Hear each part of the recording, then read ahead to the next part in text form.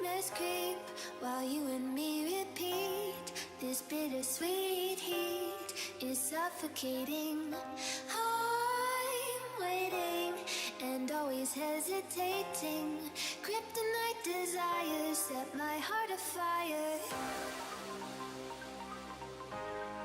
Heart on fire. Set my heart afire.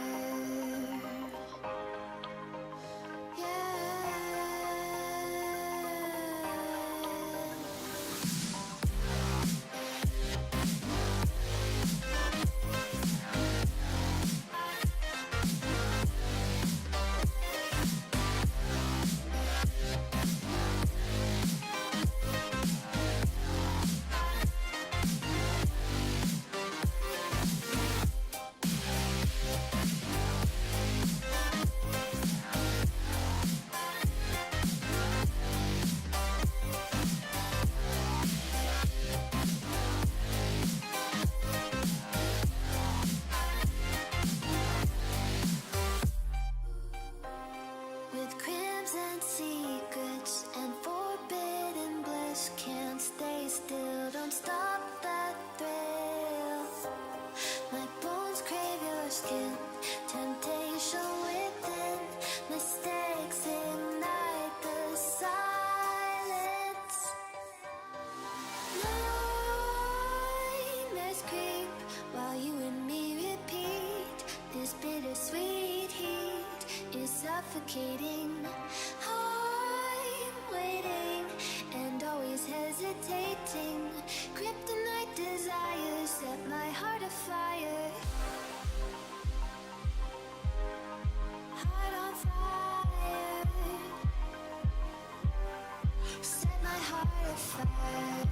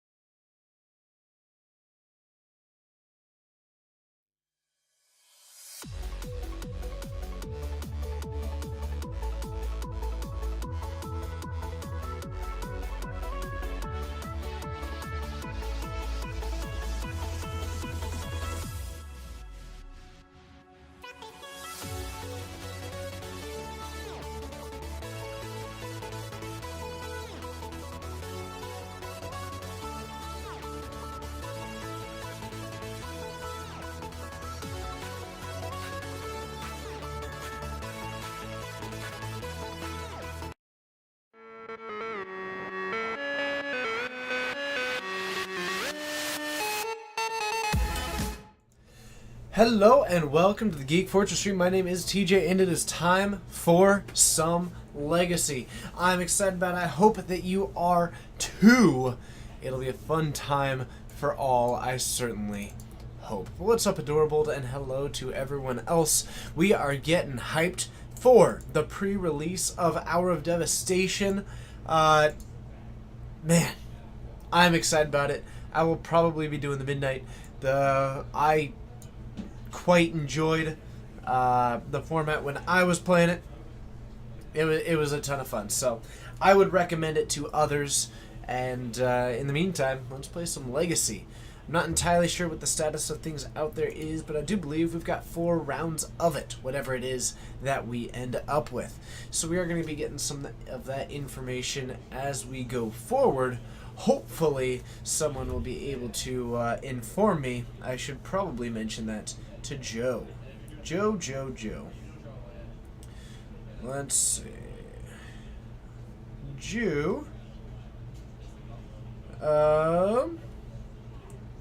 Let's see. Could you be my table buddy? Oh, I said, would you? Would you be my table buddy? Look at that. Oh my goodness, that's an excited Legacy shouting from what appears to be a clam.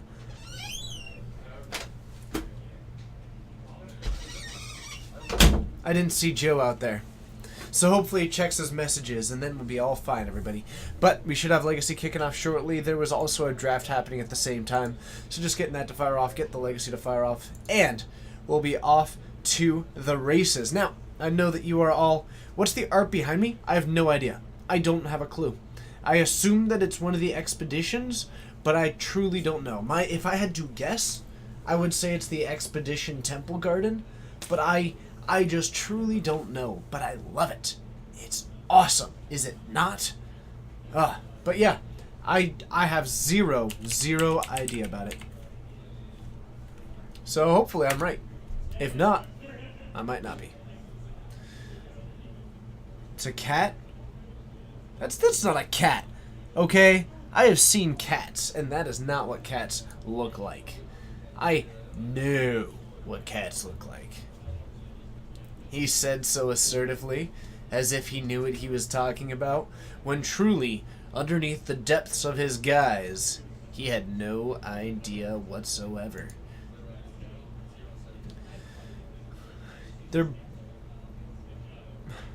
That is Forest 264C.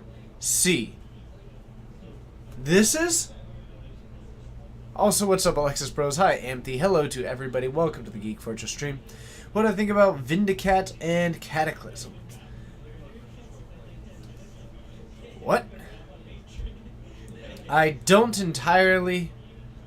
Oh, I have not looked at any of the new cards from Commander, actually. Interesting. So, I have no idea. I have not even seen these cards yet. When does the playmat contest end? Soon, I believe. I think part of it was just waiting for the holidays and all this stuff to end, but I believe it's actually quite soon. I think it was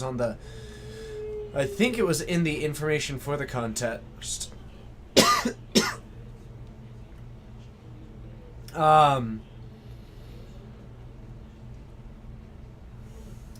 Yeah. I don't know the exact date off the top of my head. You're fighting with Twitch to get here. Huh. That sounds interesting. Not entirely sure what it means, but it means something. And that something is victory, because when you fight, you win. And when you don't win, you keep fighting. Right? I think that's how it works? Yes. I believe that is how it works. I'm taking a look here to see what we've got. Let's see. Oh, it says for 1 month. Got it. Okay. I will find out.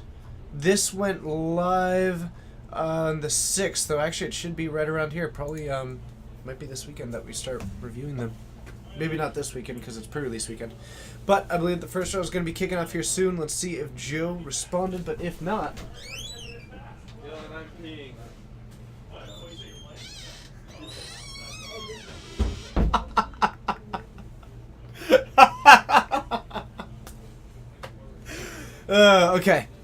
Okay.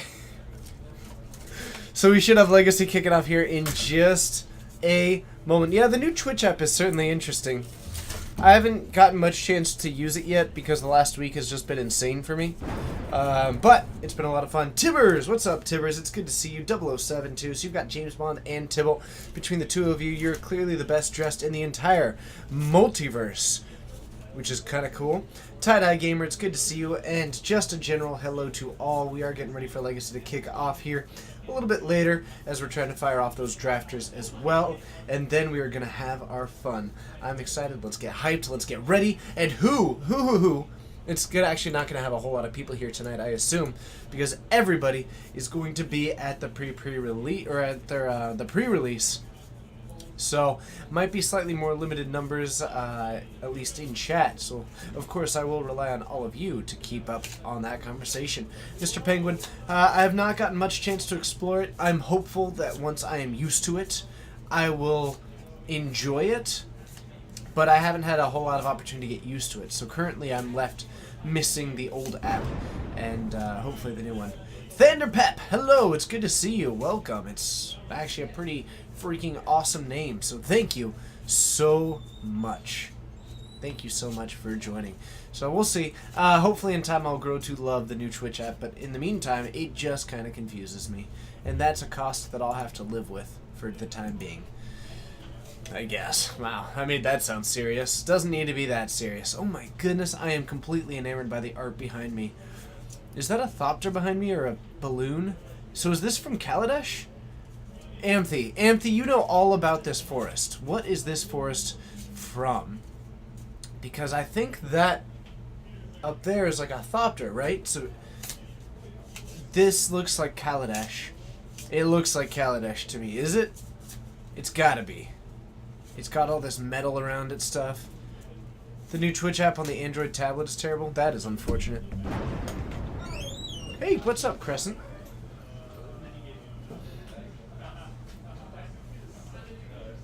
Okay. I'm going to guess with the information that I have what these two are playing. Yes. Okay. Should you draft or popper while you watch? I don't know. Do whatever you want. Yes. Well, let's assume that Peter will be on Shardless Bug, because that's what he used to be on. Larry's been on some interesting stuff lately, and I can't quite remember what he was on most recently. So, we'll just have to improvise on that one. But it looks like we do have some Legacy action coming your way, and hopefully I got it right. But I don't have any of my usual people to help me pick out the matches and what the decks are, so I don't know. We'll just have to kind of figure that one out. But in the meantime, let's go with a generic card that is in every Legacy deck. Deathrite Shaman for Larry. And we'll head on down.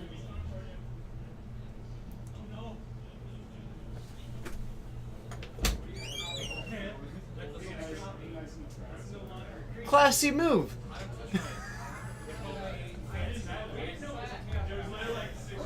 Classy move. Alright. There's the deck list.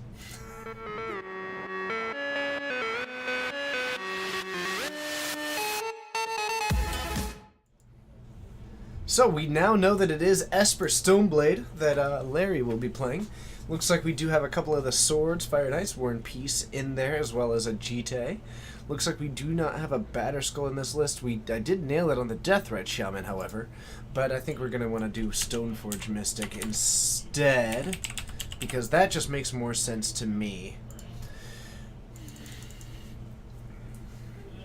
Oh, classy. Oh, yeah. I suppose. I don't know who that is. Alright, the player's taking a look at their hands. Let's see if I nailed it for what Peter is on. Nope. Looks like he actually might be on Jund. Or lands? Is he on lands, maybe? Nope, he's on Jund. Okay. I like it. If you're going to play Jund somewhere, play it everywhere. We're taking a look at Swords to Plowshares, Brainstorm, Stifle, Lingering Souls, and Deathrite Shaman. The main things that I like are Deathrite Shaman and Brainstorm, because those cards are insane. If one is Esper, shouldn't the other one be Sultai? Nope. If this was modern or standard, absolutely. But because Legacy players are picky and have to have it their way, I have to push it towards what they want, which is it being Bug. Even though Sultai is better. Love you, Legacy players. You're great. Y'all are great. Even if you are picky about your deck names. So we do end up taking the Deathrite Shaman. I kind of like this pick. Larry does end up getting decelerated to a normal mana base, which, when you only have one land, becomes a little bit more problematic. So casting these Brainstorms, it also forces Larry, you're not going to have a whole lot of extra fetches, things like that. Gets his draw for the turn.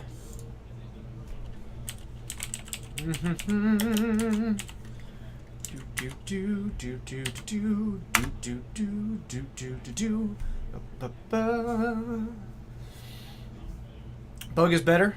I disagree. But I appreciate your opinion. So we've got the Blackleaf Cliffs. We are going to gain a life. What's up, Alexandre Nunez? I hope you're having a wonderful day. We're going to go back up to 20 for Larry. And Peter falls down to 20, going for an Abrupt Decay on this Deathrite Shaman. Looks like Larry drew a second one. Nice play overall. Mirror Reflection, thank you so much for the host. It's a pleasure having you here.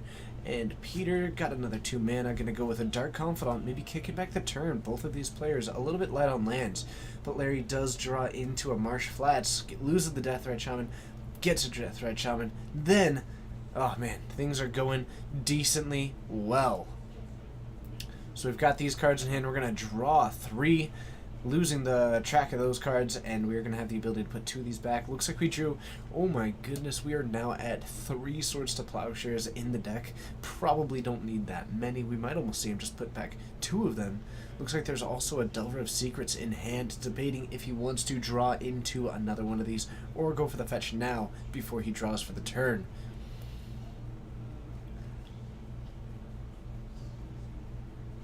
And it looks like Peter's going to save some time. Oh, interesting. Okay, so looks like Larry's Brainstorm may have been in response to the Dark Confidant, but Peter then drops down his 3rd land, goes for a fetch.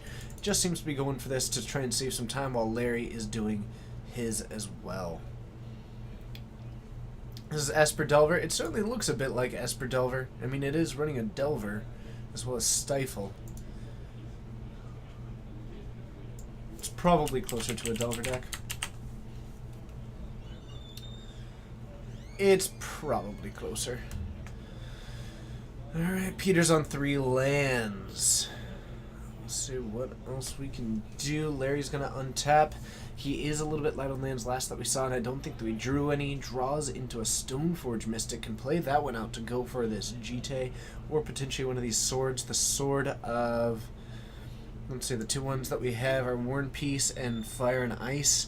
Both of them just serve to eliminate the red mana that Peter's access to. Neither of them are going to be protective against the black or the green. Hannah Catherine, hello, and thank you so much for hitting that follow button. It's a pleasure having you here. Jesper making his signature huge this year? What about Jesper? I don't know. Jesper's great, though. Okay, only 3 rounds? 4 rounds today. Oh, just got back from Modern FNM, went 2-1. Gotcha. Gotcha. The store can't close after 9 p.m.? Weird. That's super weird. Peter might just be playing his Modern deck. I don't think that that's the case. I actually think that it's pretty reasonable to assume that what Peter is doing instead is actually just playing with the shocks because he doesn't have the duels. So, we are going to Bloodbraid Elf. We find the Dark Confidant to replace it, and we are going to attack, knocking Larry down to 16. That Bloodbraid Elf looking pretty solid with getting the card advantage engine. Oh, gotcha. Interesting. I don't know. I couldn't say why. Maybe just wants to be more known or more appreciated for their efforts. I couldn't tell you for certain. Peter wasn't thrilled on it, and then apparently he just decided that to play Jund. So I don't know. I couldn't say. But I think it's just more he doesn't have the duels, and he doesn't feel like following the proxy rule that we have. So he just threw in some shocks, and he's going to play with those ones. We're going to see another Swords to Plowshares go for this Dark Confidant. We're going to gain 2, and we're going to go back up to 20. At least we're keeping that life total high, but we've got a 3-2 facing against the 1-2. Now we do have the ability 2 mana up, so we can put in some of these equipments, but without the Batterskull as one of these options, you don't have to worry about running it into a 4-4. You can still get in the attack for 3.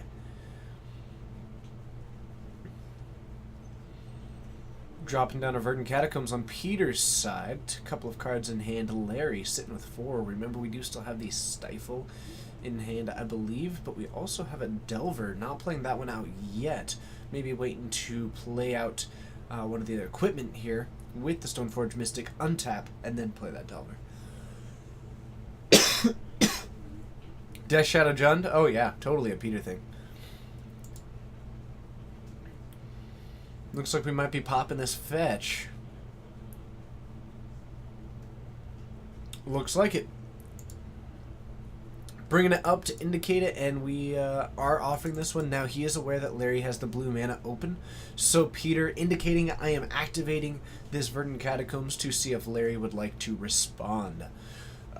Actually kind of a nice move against in formats where Stifle is actually a possible thing. You're not just putting it to the side, picking up your deck, and cruising through it is, you know, good etiquette, especially when you know that it's in their deck. Hymn to Turok coming down for Peter with these 2 swamps. Looks like we are going to fetch in response to put in this equipment. Jared Orions, hello, and thank you so much for hitting the follow button. We seem to be getting a good amount of follows today. Fun fact, everybody, we just recently passed the 7,000 follower mark. In fact, we did it on Wednesday. Thank you to everybody who has been involved in that, and thank you to everybody who has been hitting that follow, joining us for a long time, everything else. Cal, it is good to see you. Long time no see. We're going to take 2 of these. We're grabbing the Stifle and the Lingering Souls. All things considered, probably about as good as it's going to get for what you end up taking. Hey, thank you so much, Fluent Design. It was a ton of fun. I loved doing the pre-release, and I'm pretty happy to be back. It's a pleasure seeing you, and I hope you're having a wonderful evening. So, looks like we have got another 3 mana coming down, and what would we like to see? The last card in Peter's hand. What have we got facing down against what Larry's got? Mostly streaming? Yep, I know how that goes. We're going to Kolaghan's Command, destroy that, discard the card, get rid of the Delver. Isubraga, thank you so much for hitting that follow button. It's awesome having you here. I know it, Tevin. I know it. Cal, I know exactly what you're talking about.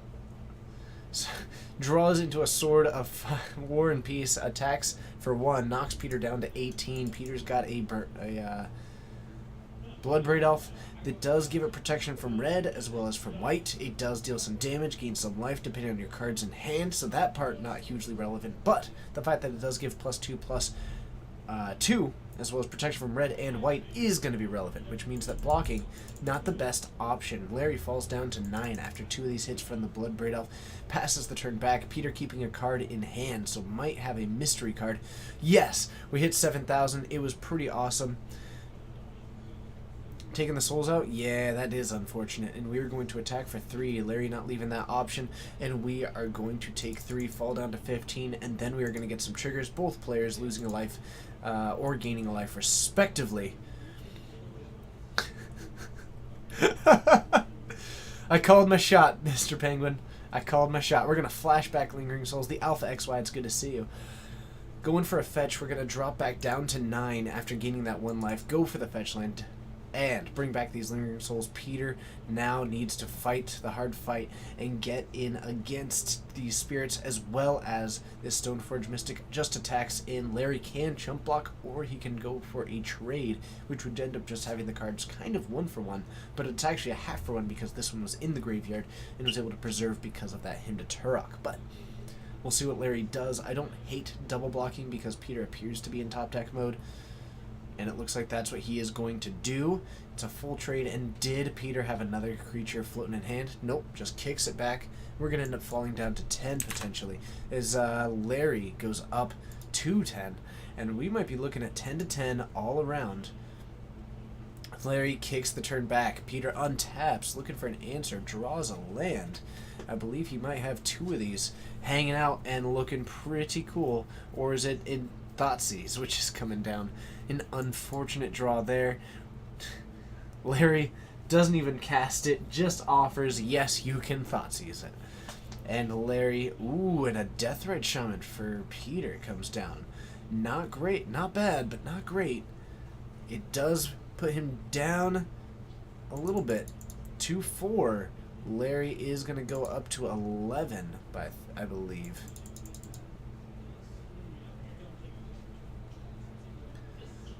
Woo. Okay, so it is going to be... Oh, because Peter is empty-handed. That's right. So Peter's actually at 5. We play a Delver of Secrets, and I think we're going to be looking at a game 2 here. 6 mana for Peter. Not a whole lot to do. Would need something like Bloodbraid Elf into Gas. Just straight fire. A Liliana minus here, maybe. Looks like it is a Liliana. We are going to minus it. Technically, we are not dead, so we can take this down. Peter can also gain 2 life with this Deathrite Shaman. So not dead just yet, and Larry potentially willing to sacrifice the Stoneforge Mystic in the hopes that he can get this Delver of Secrets to fly. But even if he does that, it ends up swinging for 5, and Peter can gain 2 life. Peter might be fighting back. This Liliana might get there. Reveals a Stifle of all the things so he could take down some other triggers. Transforms this Delver of Secrets, equips it up. This is now a 5/4. Peter likely to gain 2 life here.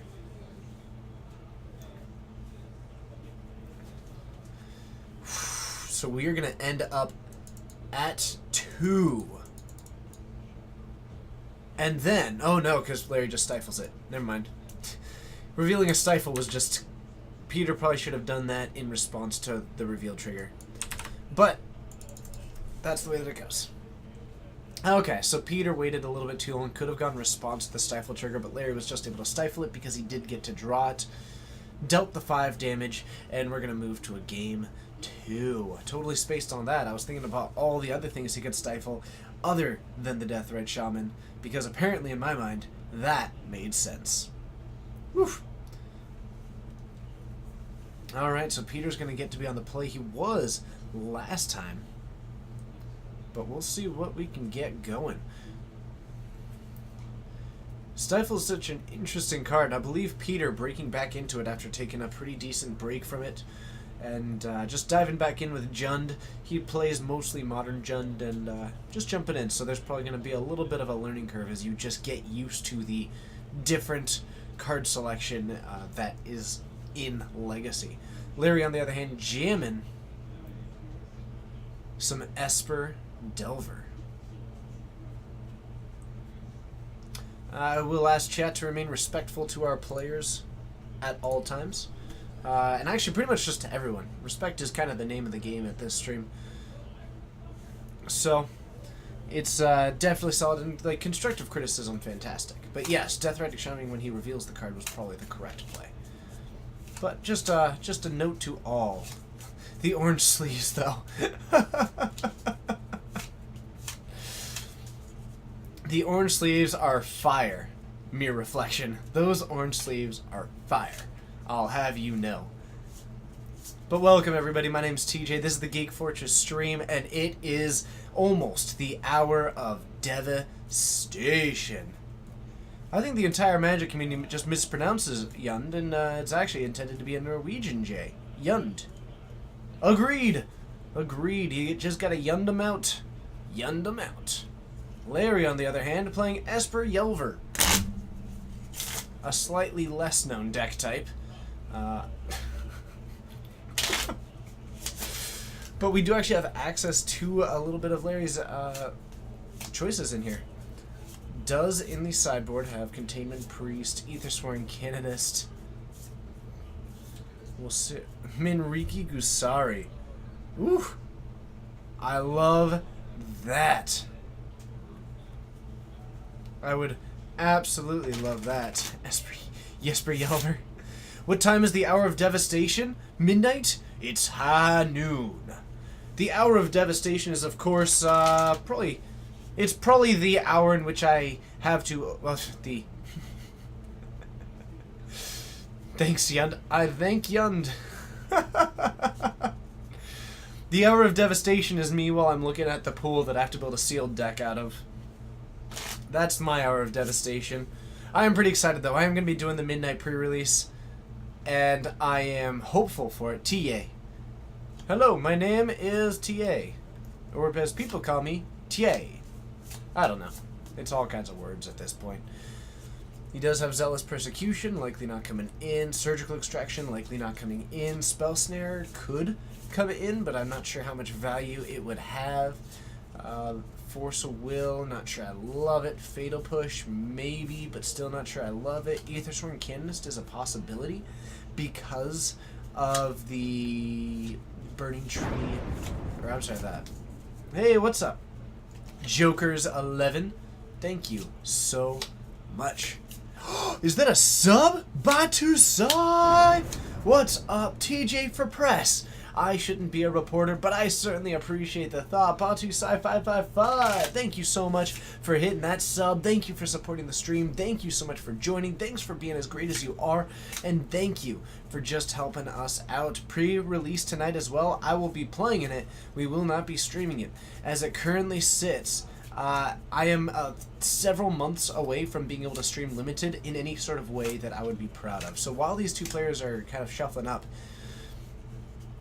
President? Oh, I'd consider it. So one of the things is that I have no intention to... Let's keep it family friendly. I have zero interest in half-bottoming anything here, right? Tekis J, hello, thank you so much for hitting that follow button. So when I'm looking at a lot of these possibilities, and I've got such a long list of ideas, and I got a huge amount of suggestions from people on Twitter when I did a little bit of a request for it. I got some really cool ideas. I've got a long list, but what I don't want to do is enact on these ideas and just do it halfway. That's not what I'm interested in doing. Stagnation is the last thing that I want for this stream, but so is overextending myself.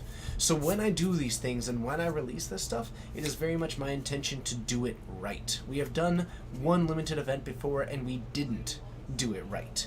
And it was a product that I wasn't wildly pleased with. So it's something that when I do it, we are going to be awesome at it. But I don't want to do it if it's not going to be great. We've got Stifle, Fatal Push, Delver of Secrets, and Larry did bring in the Surgical Extraction. Now, that's an interesting choice. I'm always a little bit iffy on bringing in Surgical in my mind. I think that Surgical is a card that is brought in more often than it should be, and I think that this is in every format in which it's legal. I have this opinion. I find that people tend to bring it in because they like answering cards, and I don't like Surgical Extraction as a tool to answer a card. Because the only way that you can use it is if you already answered that card. I like Surgical Extraction a lot more as a way to answer a deck or a strategy, and if you can cast it in a way that negates everything that they're capable of doing, that's when I like Surgical Extraction. That being said, it does have some capabilities for tearing apart hands, especially when you do have knowledge of what's going on. Peter goes for a second Thoughtseize. He's throwing it down, keeping it going.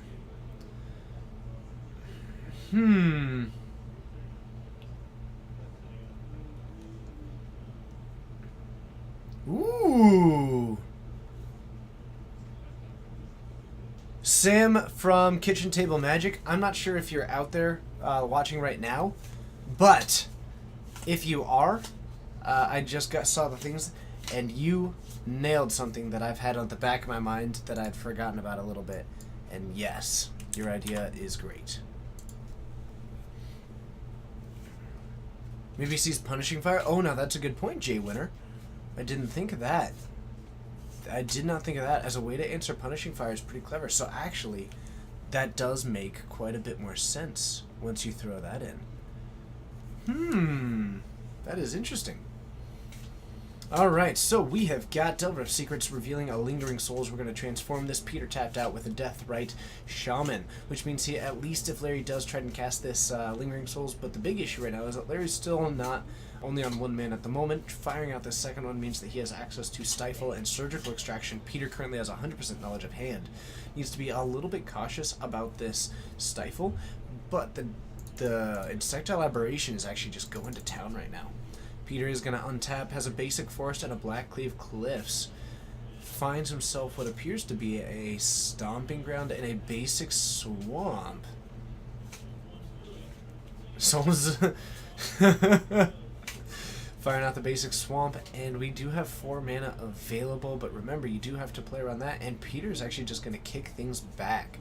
So playing a patient game as it currently sits, possibly waiting to fight against this Insectile Aberration, maybe even draw out a Stifle to go for a couple of these abilities and maybe overload or bait Larry into firing it off sooner than he'd like to. Or it's because you're sitting there with a Kozilek's Return in hand.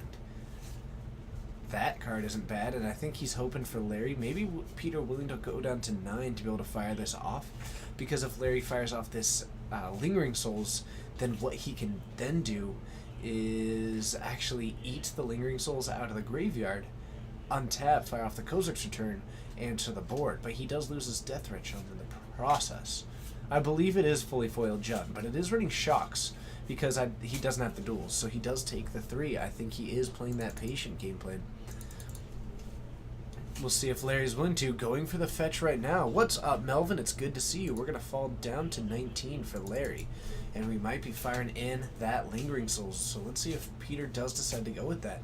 Could be an end-step use of the Deathrite Shaman to hit this Lingering Souls, untap, and then go for this Kozilek's Return, and that looks to be the play that we are going for.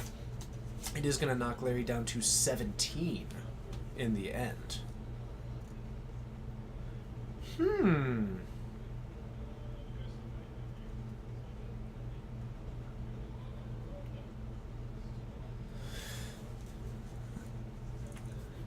Untaps. Does drain Larry down to 17. Peter currently at 9 after a successive hits from this Insectile Aberration. Are you quoting Moana? That movie's great, by the way. That movie is great. Amphi, I believe Peter may have sold them. I believe you can use those for the exchange of goods and services. So Wasteland coming on down. We could cut Larry down to 2 lands potentially, but might just want having access to this. And I believe he is going to use the Deathrite Shaman as part of his way to assemble the mana for this. Actually, we're just going to activate this first to take out the Delver of Secrets from the graveyard, go up to 11, and then I believe we are going to fire off the Kozilek's Return now. Woo! But I believe he did sell the Shardless deck. So we have swept the field. Larry is left with a Stifle, a Surgical Extraction, and some mystery cards. Peter with a land and a Kolaghan's Command at the moment. Oh, you know what's cool about... I think... I need to try. I have one that I need to submit. I think that partners now get auto-approve on emoticons. I should find that out.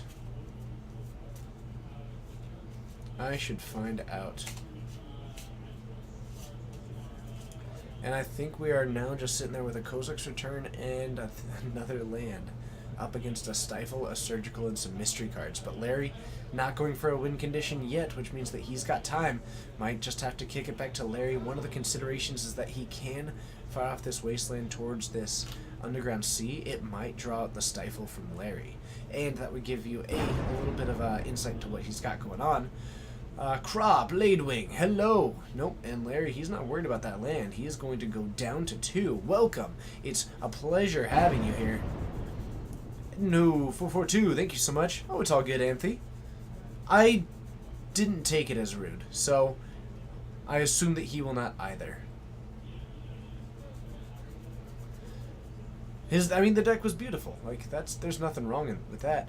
And are we going to fire off the Surgical at the Wasteland? Interesting choice.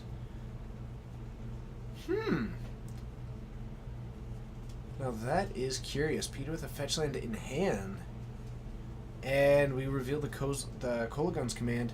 We're going to exile these, taking a look at the entirety of the deck, offering just to Larry, likely communicated you can just go through and I'll just view and take a look.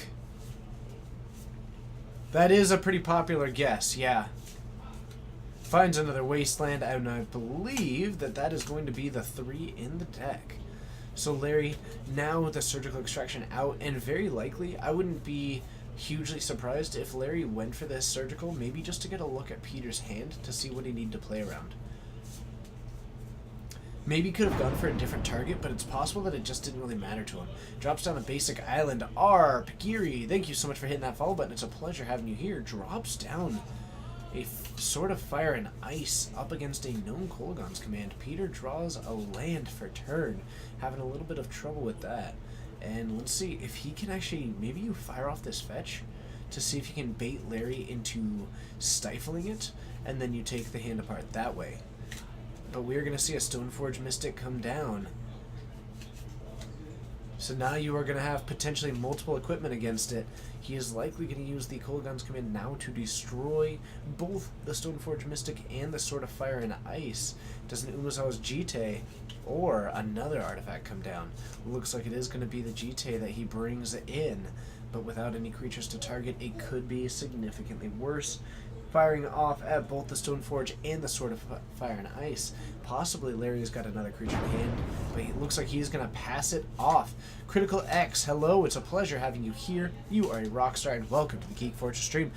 Seem to be a lot of follows tonight, so hello, well, everybody, welcome. It seems like a bunch of you are following that are brand new, and if you are and you feel like doing me a huge favor, let me know where you are finding us from. One thing that's always interesting is that we go through these little waves of like a bunch of new viewers, and I'm curious as to where they're coming from. Because if it is something that, you know, we're doing right, then I'd like to be able to continue doing so. Drops down, looks to be another Stoneforge Mystic, choosing to cast it that way, leaving up the basic island as opposed to the Underground Sea, which is a little bit of an interesting choice. Decides to search his library, going to find probably the Sword of War and Peace, and kick it back to Peter, who does still have this Wooded Foothills, but is struggling with just drawing too many lands. But he has got an Abrupt Decay in hand and one other mystery card. So he's got a land, an Abrupt Decay, and something else.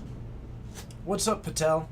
Welcome, 1916. I hope you're having a wonderful day, and I hope that you are just living the dream. Who here is hyped for Hour of Devastation? Not to humble brag, but as someone who played it, I would recommend it. I would absolutely recommend it. This is Legacy, Scarlet Spud. You were just seeing Shocklands because Peter doesn't have the duels. And it is double Abrupt Decay that Larry gets a look at. So fires off the Gitaxian Probe down to 17, gets a draw, and he sees 2 Abrupt Decays. Grego, it's good to see you. Where is Captain? Actually, I don't know where Captain is. Probably pre-releasing. Captain's normally around. Alright, so we've got a couple of swords. Oof! It very well could be Lisette's stream ending. Thank you. Is that what I think it is? That's a Moorland Haunt. What? That's awesome. Moorland Haunt looks actually pretty sweet in this. If Peter isn't able to keep this graveyard small, then he actually... That's actually potentially going to take this game over, too. My goodness. What a cool way to create some creatures to equip to. We're going to Abrupt Decay the Umezawa's Jitte and untap from Peter's side. I think we drew a Verdant Catacombs because that's... Oh no, okay, that was the back card. Deathrite Shaman. So now he is able to target... You know, it doesn't even target a creature card, so you can't actually... Interesting. So we fire off this Moorland Holland. We now have a spirit up in the battlefield. Am I going to play the I Open 2? If I open a Bolas, I'm going to play I Open a Bolas, yes. And we might be kicking it back. This is awesome. I don't think the land still runs enough creatures to make that good, do they, Mr. Penguin? It has to be out of your graveyard, not any graveyard. I'm not certain. Maybe I'm thinking incorrectly, because I don't know land still super well. But I don't think that they run enough creatures to really utilize that land fully. Peter just kicks the turn back. His draws have been abysmal. Just abysmal. And we're going to activate that one. It just does say a creature. So can't actually target them all. And we have got 2 spirits alongside the Stoneforge Mystic, and to our knowledge, Peter's got only an Abrupt Decay to fight it. Woo! That's true. I guess in theory this deck shouldn't have enough either, but it's actually pretty phenomenal in just matchups like these, the grindy ones. Mr. Snuggles, it's a pleasure having you here. Welcome to the Geek Fortress stream. My name's TJ. I will be your Goblin Guide as we find our way through this magical world that we call Legacy. Julio Sasat, hello. It's a pleasure having you here. You are a rock star, and welcome to anybody who's brand new. Any questions, comments, and feedback are always more than welcome here, but as a quick note, we do like to keep the stream A, family friendly, and B, respectful to both the mods, the other viewers, as well as myself and the players. This Magic community is, I think, a pretty incredible thing, and I think that Twitch chat sometimes fails to reflect the true amazingness of the community. But luckily, this chat has been absurdly incredible at all times, and we have a Punishing Fire taking down one of these spirits. Suddenly, Peter looking okay, but without a Grove of the Burnwillows, it is going to be a little bit tricky.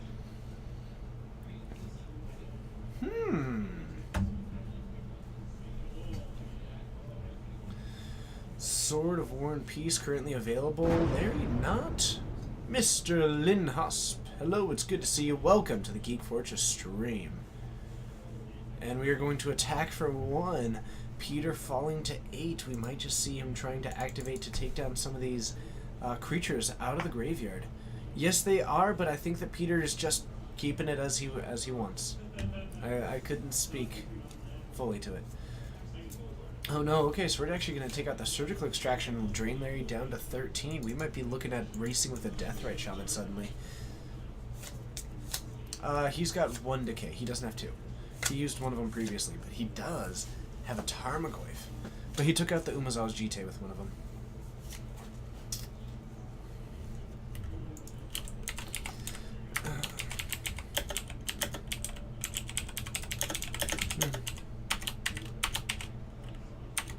Okay.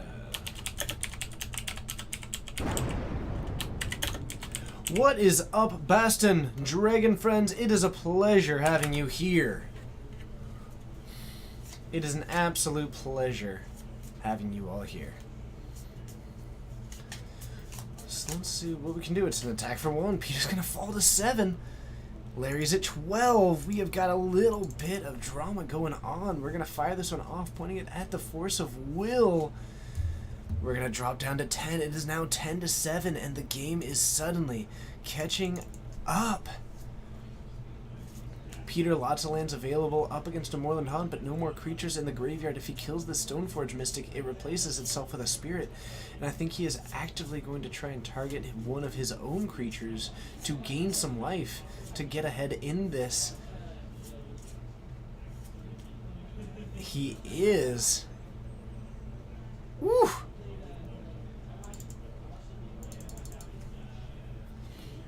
So we are up to 9. The Force of Will taking down the Tarmogoyf. Ooh, and the creatures are in for a rough time. So what Peter might do here is wait until the end step, because if he can fire this off at the end step with the Grove of the Burn Willows, Larry does have the ability to stifle it, but then Peter can untap, fire it off again, and then get the trigger. So unless Larry has multiple stifles in hand, which actually he might.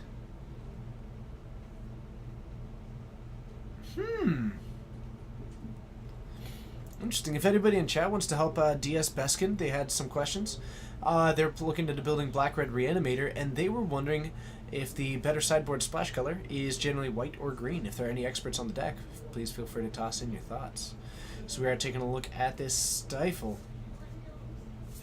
We'll see what we can do.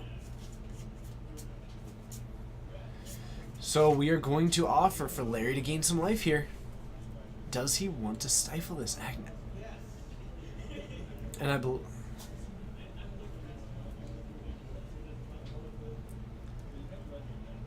I think Larry's going into the tank just a little bit. We do have a clause on there for Larry to go up to 11, but then Peter... So I think he is going to be going up to 11. And now we are looking... No, he's, I think, considering the Punishing Fire, not the life gain. And we are going to stifle that, so we've got 2 damage coming in. Peter likely going to be falling down to 7 here, but now he gets to untap, activate this Grove of the Burn Willows. Though, interestingly, there is another stifle in Larry's hand, so even if Peter goes for this again, he's going to put him up to 12 and be running into another... Oh my goodness, and Peter drew another Grove of the Burn Willows. So we stifle this, but Peter then plays his land for the turn. Puts him up to 13. There's a Swords to Plowshares and a Snapcaster in hand. Does Larry want a Snapcaster stifle this Grove of the Burn Willows? Is the current option.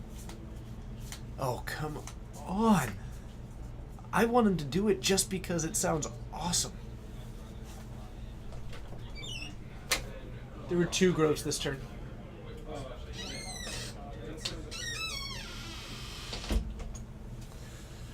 Okay. No mana. Oh, you're right. You're right. There is no double blue. Okay, never mind. So this is going to go. My bad. My bad. Sorry, I was too busy looking at the cards. I didn't look at the mana base. That's on me. So the Punishing Fire then takes down the Spirit because that is the one that has flying, as opposed to this Stoneforge Mystic. It's also...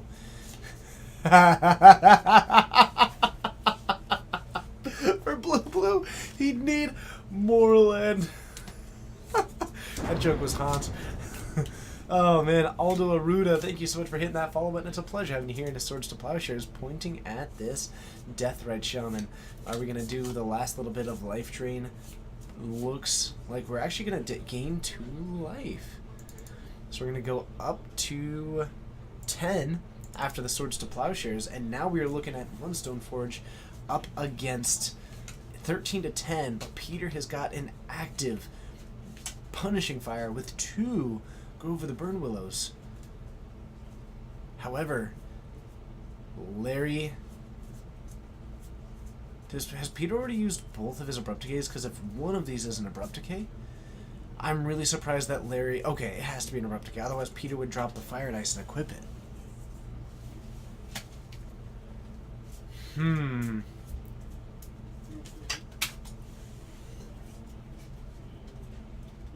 Oh, come on. Harmless Stream 28, welcome. It's a pleasure having you here.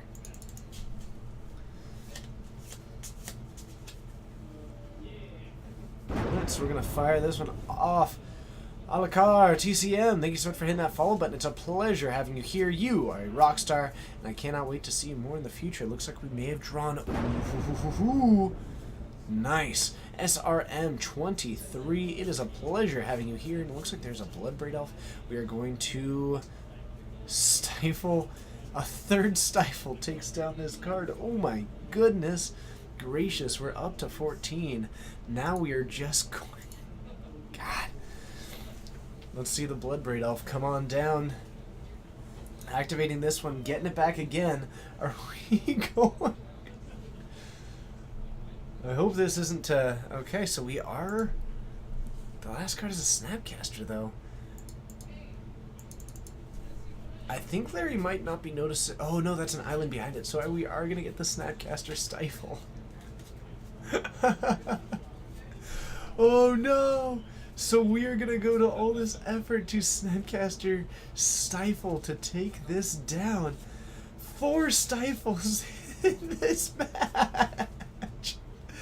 It's the Stifle fight of a lifetime. Though it should be surgical. But it wasn't surgical. I think surgical probably was the play, though.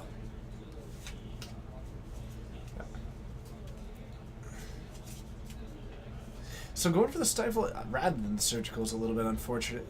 And we hit a blue... Woo!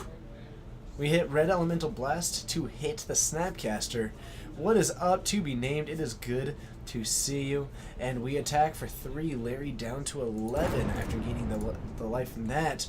Wade, it's a pleasure having you here. Welcome. Oh no, that's right. He Death Threat Shaman to the surgical. You're so happy right now? Awesome! You enjoyed the paying mana for a Cascaded Pyro? You know. Oh, that's a Pyro Blast, not a Red Elemental Blast. My bad. Same card, but different card. He did pay life for it. That's funny. I guess he was able to, so why not? So takes that one down, and then we are going to go for some fetches. Larry low on cards in hand. Now that the Stifles aren't an option, Larry picks them up. And that is going to be the match. Did you hear the... Okay, so we've got a Game 3 coming up, and with only 7 minutes left, we had a really grindy game there. These players are going to have to pick up the pace of play or suffer the fate of a round 1 draw. But you know what? Sometimes you just got to have that fun. Peter at 20, Larry at 20, because those are the starting life totals. Why are you so happy, 2D named? I'm happy too, but we've got the Hour of Devastation pre-release tonight, and I gotta say to anybody who is out there right now, if you are curious, if you are wondering, if you are thinking, should I go to this pre-release? Yes, you should. Yes, you should. The format, like, I was fortunate and lucky enough to get to play with this set last weekend, and it's incredible. It's so much fun. You opened a Misty? Heck yeah, heckin' yeah, to be named. Congratulations. Congratulations on that. Round 1, did we move back the starting time? Nope. Legacy starts at 7:30 on Fridays. That is so cool. It's a 42-hour drive. What's your option? Is there any other closer options? Beast968, thank you so much for hitting that follow button. It's a pleasure having you here. But yeah, the set's super fun. I would absolutely recommend doing the pre-release. I'm going to be doing it again tonight, and I am hyped about that because the set is just a blast. Flooded Strand coming on down. We're going to fire into a Death Rage. I'm going to kick things off. Are we going for dual land or a basic? Looks like Peter going to be following suit. Are we going to have a Death Ride Shaman battle? Going for an Underground Sea. Peter following up with a fetch from the Verdant Catacombs. Both players at 19. And we might be looking at... Peter does have to shock for a good amount of his stuff. Whew. That is sweet. Was it Expedition or Zendikar? Or Modern Masters? Which one? You got me there, Tevin. You got me there. So Deathrite Shaman coming down, and Peter falls to 17, going for a Blood Crypt. Larry untaps, plays down a Marsh Flats.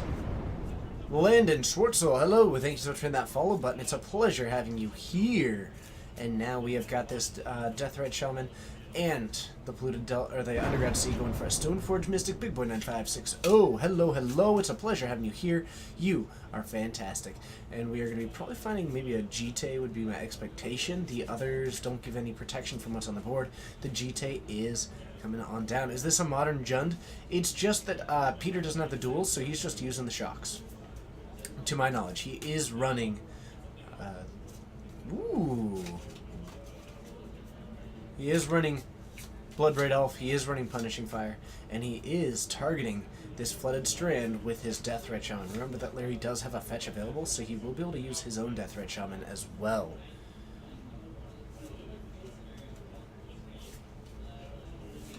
Thoughtseize coming down. Unfortunate.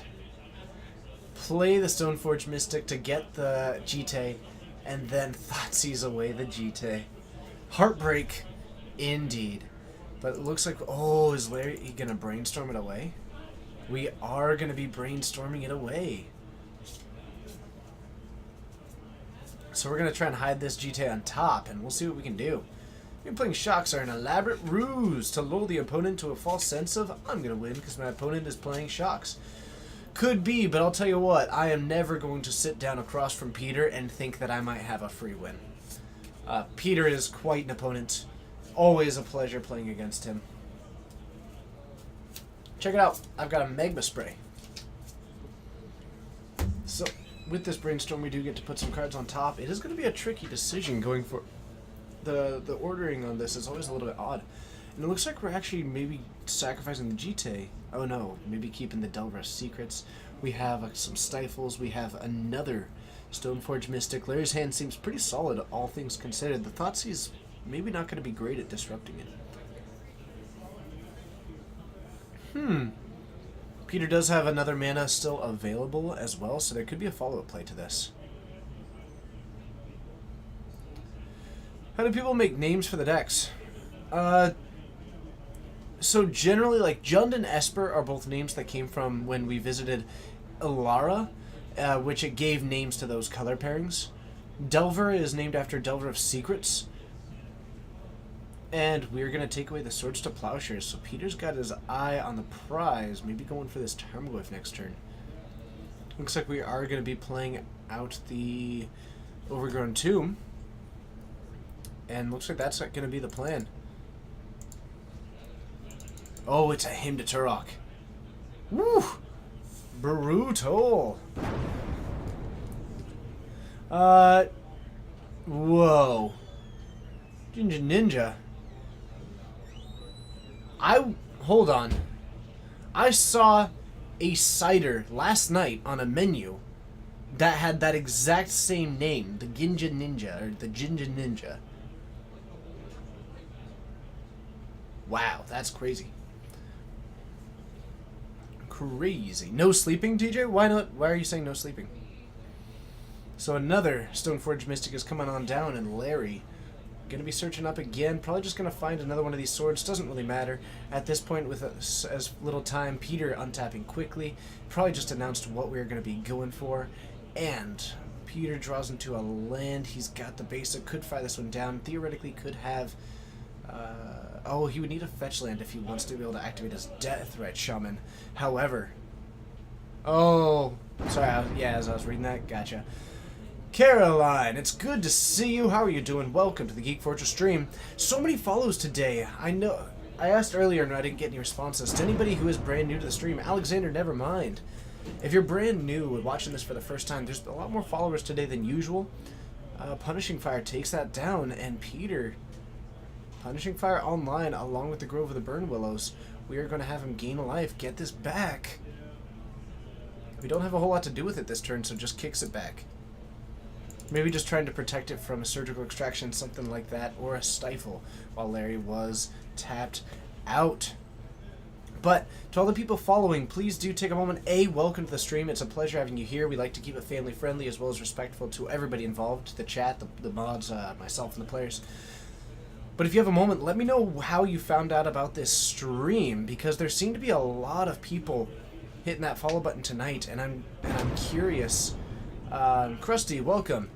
About how you're finding the stream, just because it's such an increase that I'm wondering if something happened, or there was some increased traffic that we generated somehow, and if so, knowing how we did it and what we can do to do that again.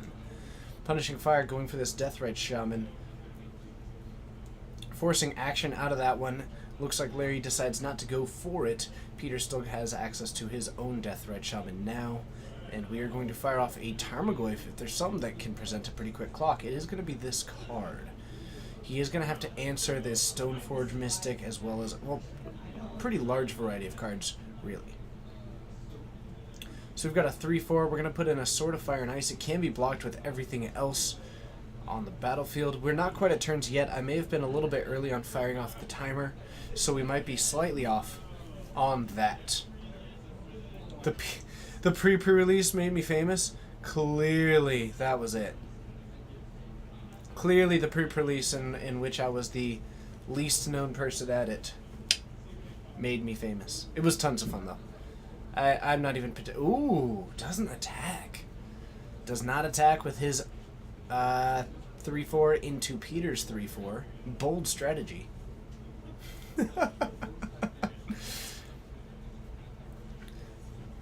You're here waiting for the midnight pre-release streams to start, and truly, I'm actually not going to be streaming the pre-release. I'm going to be playing in it. Streaming limited from a live perspective is ridiculously difficult for what I have access to. I am working on projects for that one, but they're probably about 6 months out or so. And we're dropped down to another Tarmogoyf. We've got a 3-4 against Larry's 3-4. It's not that it's super it isn't interesting, it's that I don't have the ability to film it in a way that it is interesting. So I am developing ways, Biokinetic, thank you so much for the follow, to be able to follow a singular streamer, things like that. And we have got the Sword, or the Deathrite Shaman joining, the Bolas getting milled, that was brutal. That was brutal, but welcome Biokinetic, it is awesome having you here. Always welcome to have feedback, always looking to improve my commentary. Usually I have a co-host. Wasteland comes down, points at the Tundra. Larry's going to lose that one. And we're going to stifle it instead, protecting that land. Looks like Larry's got double stifle against this double Tarmogoyf, but that is going to bring them up to 4-5s, which means that they can now attack into this board somewhat profitably, especially with this Punishing Fire going for the Deathrite Shaman. Now we do still have the Grove, which if there's a land in there, which there is, going for this activation, bringing it back, then can tap the Deathrite Shaman and the land to take down the other Stoneforge Mystic, and might just attack in with both of these to get the race going. Woo! Oh, didn't even need the Deathrite Shaman. Even better. We've got an attack for 4. We're going to fall down to 15 after we gain a life from the Grove of the Burn Willows. But welcome, Biokinetic. It's awesome having you here. Thank you so much for letting me know how you did find it. Watching live Magic is a ton of fun. I do this 3 times a week, Modern and Legacy. I've been doing it for almost 2 years now. And we are going to Surgical the Pyroblast? What do we... Oh, no. We're Surgicaling the Punishing Fire. That makes sense. So taking out the Punishing Fire... Larry decides that he can't beat that board and picks it up? Or was that a split?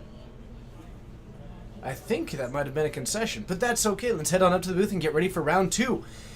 Let's head on up, everybody. I will see you there.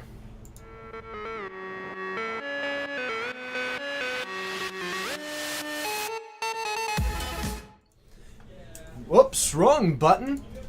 Hello and welcome to the Geek Fortress stream. My name's TJ. It's a pleasure having you here, and if you haven't yet, be sure to hit that follow button.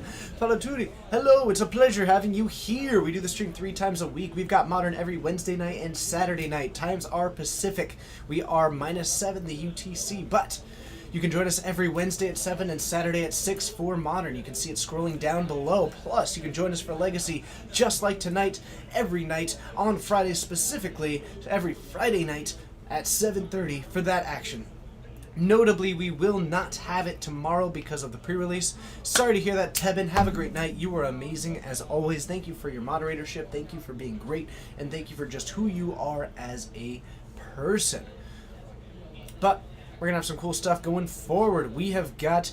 Is Geek Fortress doing a pre-release? Yes, it is. I will not be streaming it, but I will be playing it.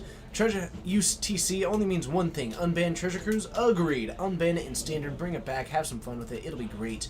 But yes, Geek Fortress will be doing a pre-release. I will be playing it tonight. Delipe555, thank you so much for hitting that follow button. Hopefully I said your name correctly. If I didn't, please pretend as if I did and replace the previous memory with the new memory.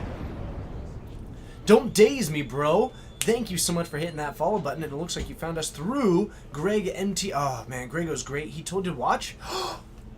That's awesome. That's awesome. Grego is great. Or Greg, I suppose, now, since he changed his name. What's up, Spammy? Hello to everyone who is out there. I hope you are having a wonderful night, day, morning, whatever it is, wherever you are. You want to be able to open a pack at Geek Fortress because you are feeling love. Huh. Feeling love. I dig it. All right. So we'll see what if a game 2 comes up shortly. I believe that Joe is kind of keeping his eyes open, his head, shoulders, knees, and toes to the ground. Are you my oh, look, there comes Joe. Hi, Joe. Hello. So I found your game real quickly. I will be getting decks exactly, but we have Dylan and Josh. Yep. Cool. And Dylan is on a rug delvery kind of nonsense. Oh, okay. Very Dylan. Dylan. Last round, and I'll go get Josh's. I believe he's on like a Pyromancer-esque. Oh, so he's usually on either Blue Red Delver or that check pile. Blue Red Delver. Okay. Cool. I was sitting next to him last round. Hopefully I got those right. I appreciate that. Thank you, Joe. You're welcome.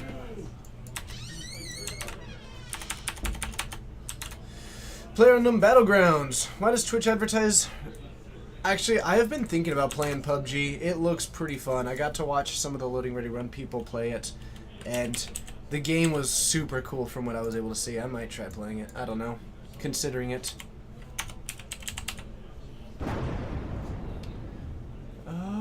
Nunlist. Hello. It's a pleasure having you here.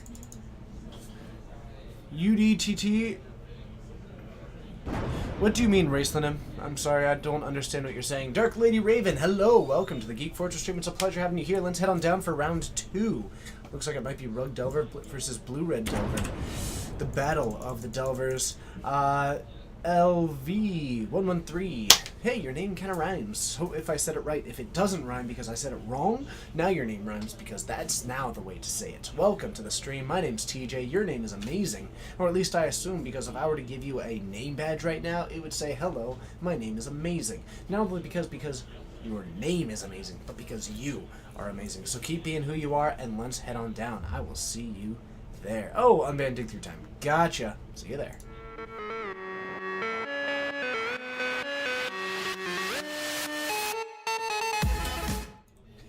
And the players lining up. It looks like we do have Blue Red Delver versus Rug Delver, Nimble Mongoose versus Young Pyromancer, extra bolts and extra lava spikes up against Tarmogoyf. Whatever it is, wherever it is, we've got it, and it is Rug versus Rug, whatever it is.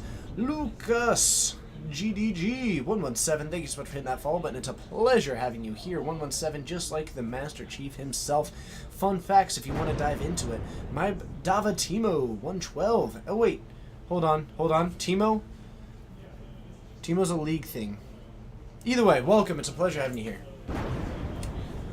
Banana Jesus, welcome. And we've got an Underground Sea going for a Delver of Secrets for Dylan Josh with just a Polluted Delta untaps.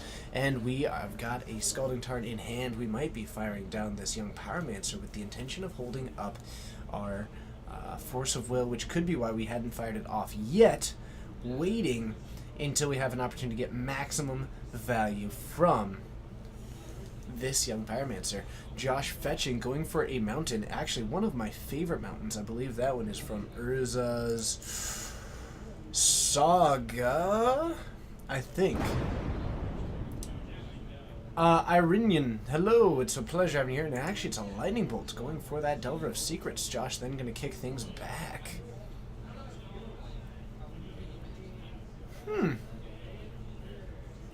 Misty Rainforest from Dylan, going for another land, falling down to 18 because of these fetches. Josh at 19, as I was changing the wrong life total there. You are watching while on a train. Trains are great. I love trains. I'll be taking a train in December. Yeah, that's a good point. Maybe this is like a... I think this is actually probably Bug Delver. I think you are correct. I think that you are correct.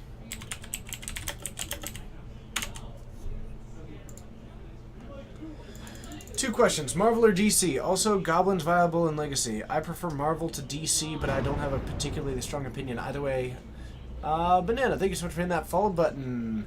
Also, is Goblins viable in Legacy? It certainly lost one of its better matchups, but it's Legacy, and like one of the true things about Legacy. Samara Souza, thank you so much for hitting that follow button. Pleasure having you here. One of the truest things about Legacy is that anything is viable if you know the deck well enough. It's not phenomenal. Deathrat Shaman is a problem, but I think there have been some builds that have been going really deep for the Tarfires to try and answer that, as well as using even like Warren Instigator with, I've seen some builds with Warren Instigator and the Mox to be able to fire them down on turn 1 instead of a Lackey, which is a much more resilient version. Firing down this and going for a Gitaxian Probe to draw a card, dropping down to 15, getting a look, getting an Elemental, and we're going to see what Dylan has got in store for Josh. We have got Tarmogoyf and Abrupt Decay and Ponder.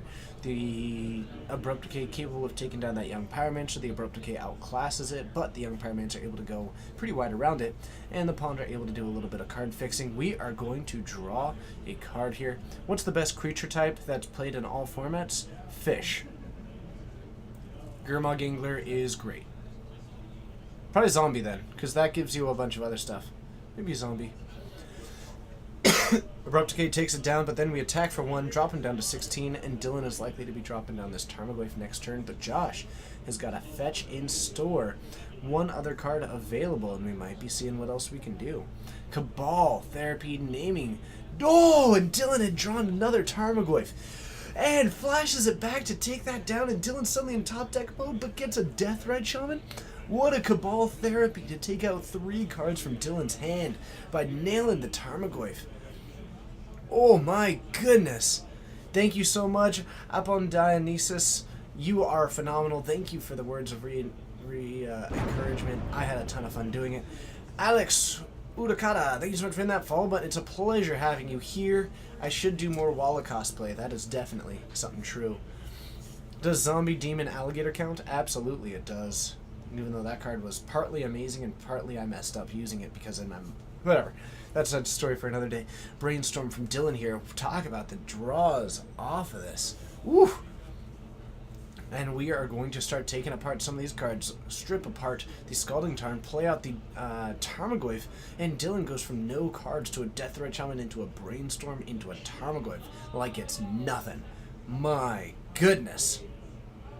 Okay, that sounds incredible, Dutch Boy. Have an incredible time. That sounds awesome. Please send me a picture on Twitter if you think of it. I would love to see that. And we're going to Lightning Bolt the Deathrite Shaman. We have a Snapcaster, which is going to dive in front of this Tarmogoyf. Looks like Josh, you're looking to preserve this life total. Did not want to take that hit for 4. Interesting. Eldrazi. Eldrazi wouldn't be a bad one either.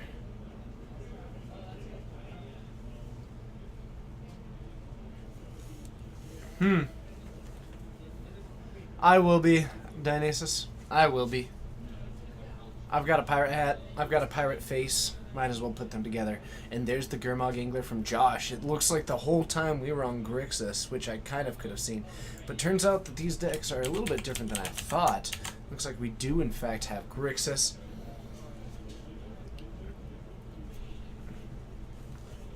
It might be a little bit check pile-ish. I don't know.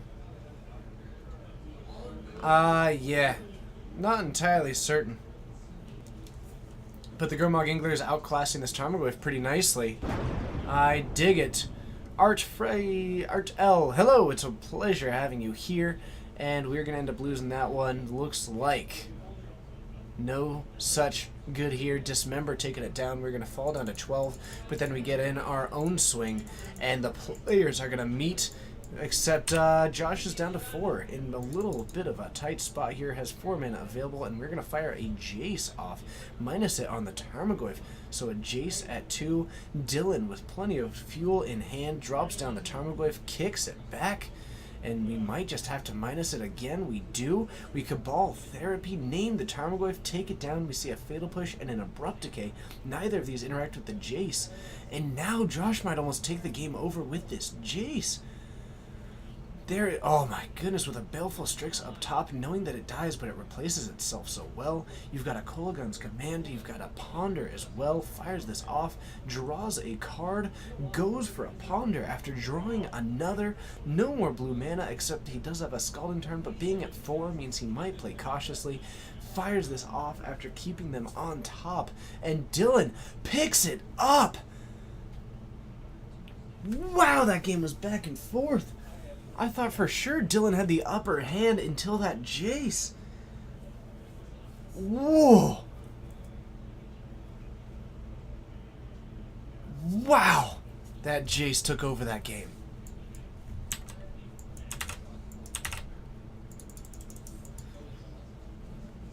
Woo! You hate dressing up, Alexis Bros? I kind of enjoy it. I enjoy it. It's a fun time, you know.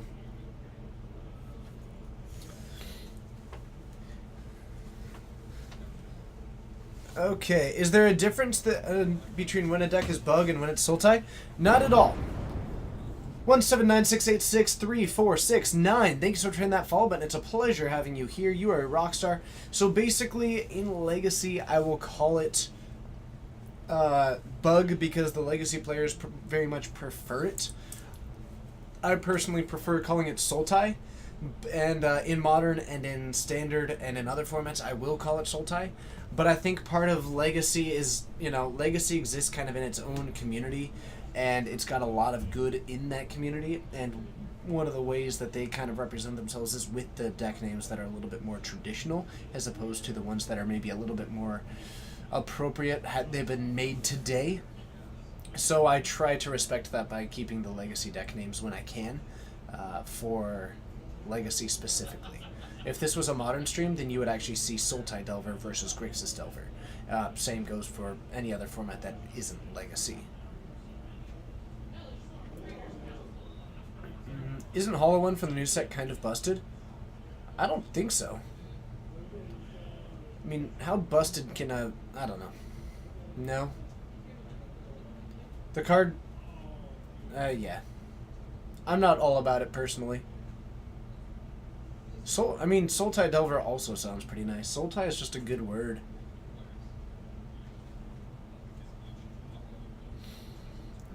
Okay. You think the Hexproof Cycle Serpent is... The Hexproof Cycle Serpent is just... So, this is completely unrelated to, like, anything having to do with that card. But the art on that card is incredible. It's heckin' bonkers. It's a little bit reminiscent of like old school art, and it's just beautiful. So I want people to play that just because that art was so incredibly well done. What's up, IC Sounds? It's a pleasure to see you as always, and we are going to be kicking things off. Dylan on the play, Josh with a hand that I believe has no land, so we are going to be going for a shuffle there. Dylan looks to be keeping his. He's got some land, some spells, got some stuff going on because Dylan is feeling like a champion, but Josh already rocking and rolling. Old school meets new a little bit, yeah. Ripped from like you went 0-3 at Legacy FNM tonight, but you played the best game of Magic you've ever been again. Good. Good. I like that you sound excited about that, because sometimes the results don't go your way, but there's still cool stuff to be seen in it. We've got a Badlands, a basic Swamp, and we've got looks to be a Pyroblast, Young Pyromancer. I am indeed Turn 1 Thoughtseize. It's good to see you. Anybody who's in chat right now, be sure to follow Turn 1 Thoughtseize. Getting to be streaming a lot more, but also has a pretty sweet podcast. If you're into podcasts, though that one is a little bit more modern centered, and this is a Legacy stream, still worth checking it out if you have an interest in that format. Always good to see you, Aaron.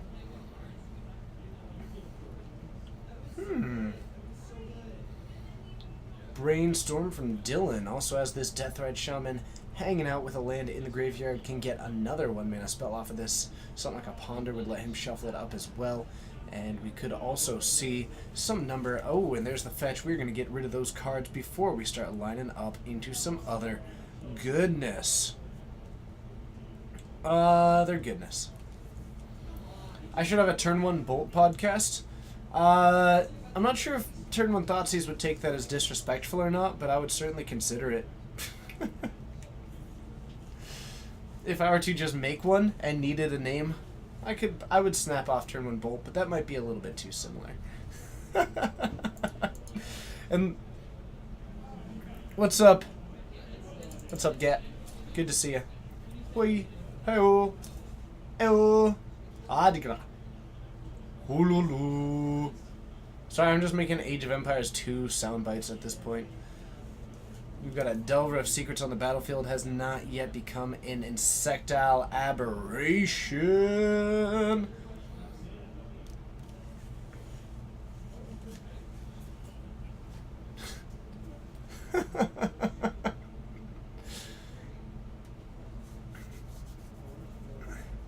Oh, you are... Wululu. So we've got Insectile Aberration on the battlefield. What, Anthe? That is sweet. Foil, too. That sounds beautiful. We are going to go for a Hymn to Turok. Take out the Brainstorm and the Pyroblast. Josh left with 3 cards in hand. The Swings, putting him down to 16. Getting to be in a little bit of a rough spot for Josh. Dylan sitting at 18 kind of comfortably. I mean, an Insectile Aberration and a Deathrite Shaman is just a powerful board in general. He did end up losing one of his Pyroblasts, has another one, so actually only having one of those is reasonably fine. And the other cards are also stand up pretty well on their own. We're going to go for this Baleful Strix, leaving up the red mana for that Pyroblast. And we draw into, did not quite see, looked like a blue card, but we're going to take down the Delver, leave just a Deathrite Shaman for Dylan. And now we've got a 1/1 flying Death Touch that replaced itself by a Litha Land on the battlefield. That young Pyromancer joining it as well. Looks like another Delver of Secrets coming down. Josh untaps. The Baleful Strix still looking good against that Delver. Draws into a Spell Pierce that might be able to actually answer a removal spell depending on which one it is. And we're going to drop a young Pyromancer. So that one hits the battlefield. We kick it back, and Dylan is going to activate this Deathrite Shaman, going for a land. Pays for 2. Could be an Abrupt Decay. Cannot be countered. Loses the young Pyromancer, and Josh is left with this Baleful Strix. Dylan, no reveal from the Delver of Secrets. Has got a 1/1, has got a 1/2, 2 other lands available off of these 2 Underground Seas. Going for a fetch with the Verdant Catacombs. Down to 17 falls Dylan, and he is going to be looking for another source. Finds Bayou, which is going to give him the green source that he needs without relying on that Deathrite Shaman. Whoop whoop. Love it. Love it. Any hot tips for those of you heading to a pre-release? There's a lot more X4s than you would think between the Eternalize ability and just they printed a lot of like 1/4s, 2/4s, 3/4s. So make sure that that would be my one tip. It's a little bit fast. Having a curve is going to just be a very good strategy, so make sure you have a curve. But otherwise, I would say that there were a lot more X4s than I expected when I was deck building, so I might make that consideration moving forward. It doesn't mean that you have to make your entire game plan around them, but I would make sure that you at least are aware that they will be on the battlefield. Okay. Whew. Had a little bit of action going on there. How's everybody doing? You rocking? You rolling? A Blood Moon from Josh. Blah. Vomits onto Dylan's mana base, but of course his Deathrite Shamans were still looking okay. Has got double red mana suddenly, and it looks like we're actually just going to try and eat 2 of these spells with the Deathrite Shamans to knock Josh down to 10. We've got a couple of basics for Josh. Whew. Goodness gracious. I didn't have enough red in my PPR deck. Actually, so I had a really good black-red aggro deck. Like, my deck tech was very genuine. I built a black-red deck that I was super happy with. It had a great curve that topped out at like 4. And then I found my 6th pack, and it had a Nicol Bolas in it. And like, the truth of the pre-release is that it's not about me, it's about the set and showing off the cards. And it would be probably wrong of me. Metallic Moore, hello, it's good to see you. It would be wrong of me to like not play a Nicol Bolas, the feature of the entire set, at the pre-release. So I redid my deck in one that was slightly worse, but it did get to play the Nicol Bolas, which is why I called it I Opened Up Bolas. But absolutely the deck could have been a little bit better, but that's not what it was about. It was just about having fun with the cards and playing some Magic.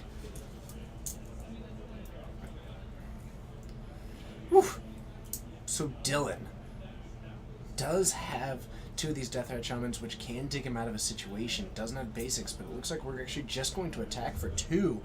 Knocks Josh down to 8 because he's just got the better creature base right now, and Josh kicks the turn back. 1 card left in hand, has got a flying 3/2, which means that if Josh decides to block, and instead we're going to eat 2 of these, go for a Liliana of the Veil, Josh may not have an answer. Looks to be a land. Sacrifices this Baleful Strix. Gets attacked for 3 and is down to 5. Tyler St. Paul, it's a pleasure having you here. Welcome to the Geek Fortress stream. And it looks like this is about to be it. We are sitting in hand with some Scalding Tarn with a rough spot. Brainstorm fires off. We've got a Gitaxian Probe, but we know what we're going to be drawing. We do have another Brainstorm looking to fire 1 further. Exactly.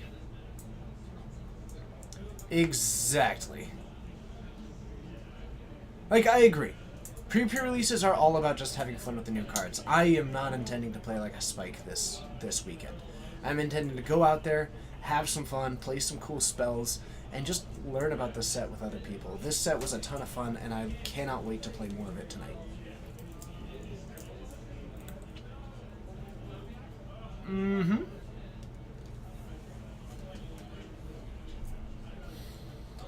So the Liliana Plus is on up. You've got some 1/2 attackers and Josh at 5, looking pretty solid.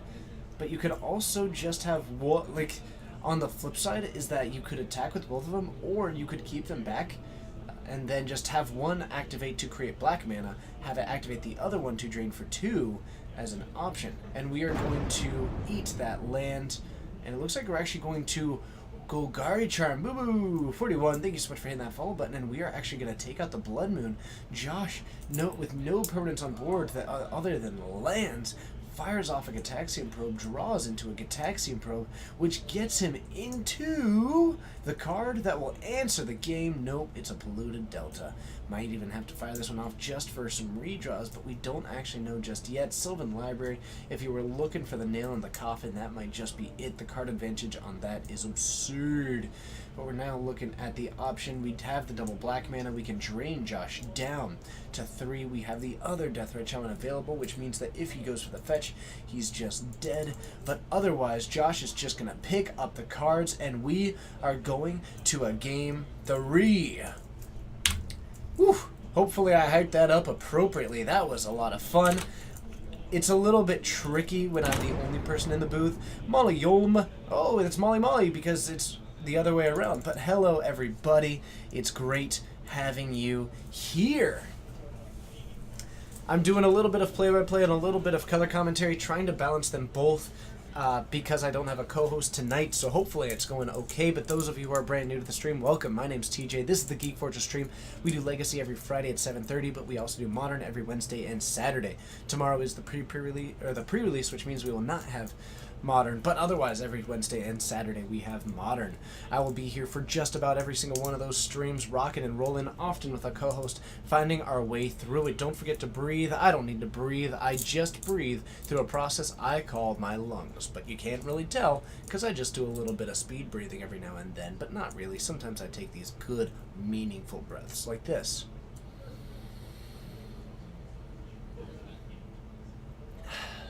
That was nice. Thank you so much for encouraging me to take that break. Sasa, 905, thank you so much for hitting that follow button. It's a pleasure having you here. Welcome to the Geek Fortress stream. So many new followers. It's pretty exciting having you all here. I have a suspicion. Answer Key Gaming, thank you so much for the follow. It's been fun having you in chat. Woo! Very cool. Hey, Gat, thank you so much for the follow. I appreciate it. Doing commentary. Actually, no, I have not seen Poker After Dark, but thank you, Jay Winner. I appreciate that compliment. It's super nice to have you here. 7BillyBob7, thank you so much for hitting that follow button. It's a pleasure having you here.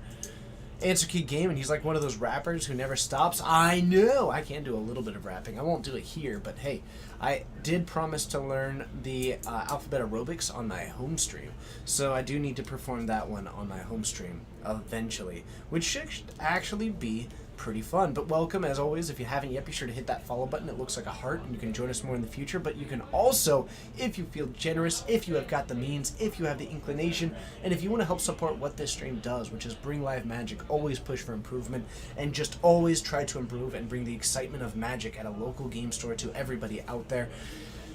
Feel free to subscribe to the channel. It means the world to us. It's $5. We get some of it. Twitch gets some of it. But what it does is every dollar that's donated, every dollar that gets subbed. Like right now, I don't take money for doing this. Like let's just be real for a moment. I don't get paid to do this stream because this is like the stream that I do, and I don't take money for it because we're putting all the money from it into the stream. The people who work with us do it out of the kindness of their hearts and because they love it. They volunteer their time to me. They are not required. They are kind enough to do this. The players are kind enough to do this.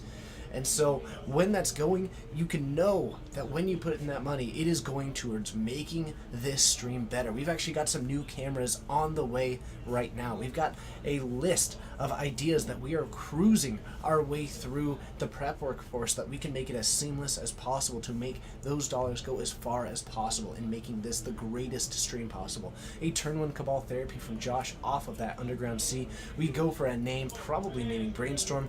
Wow! We see Brainstorm, land, and a Tombstalker. Possibly we named Force of Will, possibly we named Delver. I don't quite know, but it looks like we missed. Whatever it is, that is quite a go for it. My goodness. My goodness.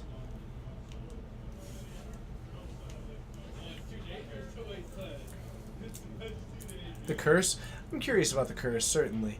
Dylan with the Underground Sea kicks it back to Josh. Josh has got a Ponder in hand. He's got, looks like missing blue mana. Is that so? No, because he's got, okay, never mind. He is not missing that. He's got a Bloodstained Mire in hand.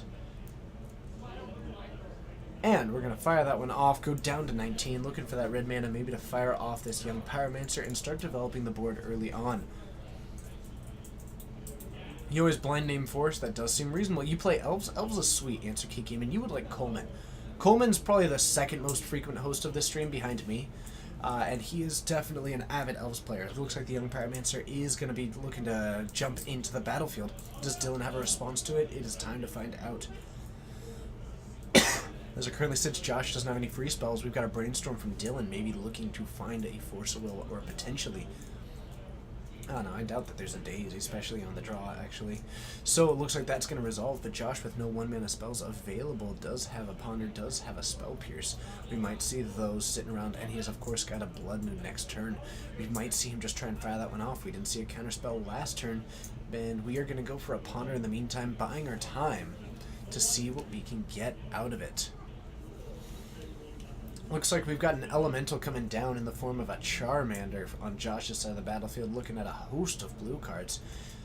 Spell Snare as well as some other cards, but we are going to go for the Shuffle. So we're going to take the Shuffle. Josh is going to draw a card at the end, which is actually, I think, the most commonly used form on Ponder, which is when you're looking for a singular card, Ponder actually just digs 4 deep, and it's not that you missed, it means that you're now just going to find a 4th card and Shuffle. A lot of utility on that card, pretty excellent. Josh puts down a Scalding Tarn, and he is going to flashback the Cabal Therapy, take out the Tombstalker, and we know of a Leovold and a Liliana in hand alongside 2 Wastelands and some mana, which means that Dylan has got some plays coming on up. Does anybody... Oh, gotcha. You're talking about some other stuff. Dylan at 17 now after going for this fetch, after taking a hit from the young Pyromancer.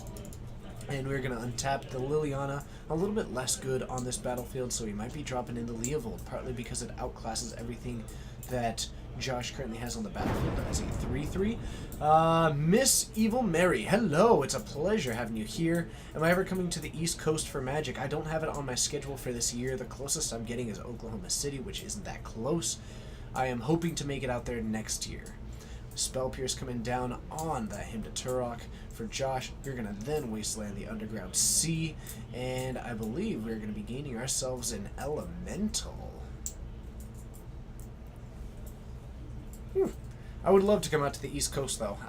It's a little bit trickier to travel to. I would like to make it out there one day. Very much. Very much.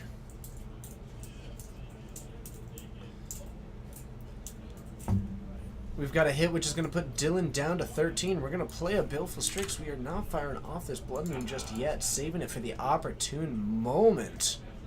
I think he did miss a token, actually. We're going to Wasteland the Underground Sea. We're going to play out a Tarmogoyf now. We've got that on the battlefield. Robert 5 Sant, hello, it's good to see you. We're on the East Coast. Would I like to go? Pittsburgh, not close. Otherwise, I'd love to go to New York. I'd love to go to Boston.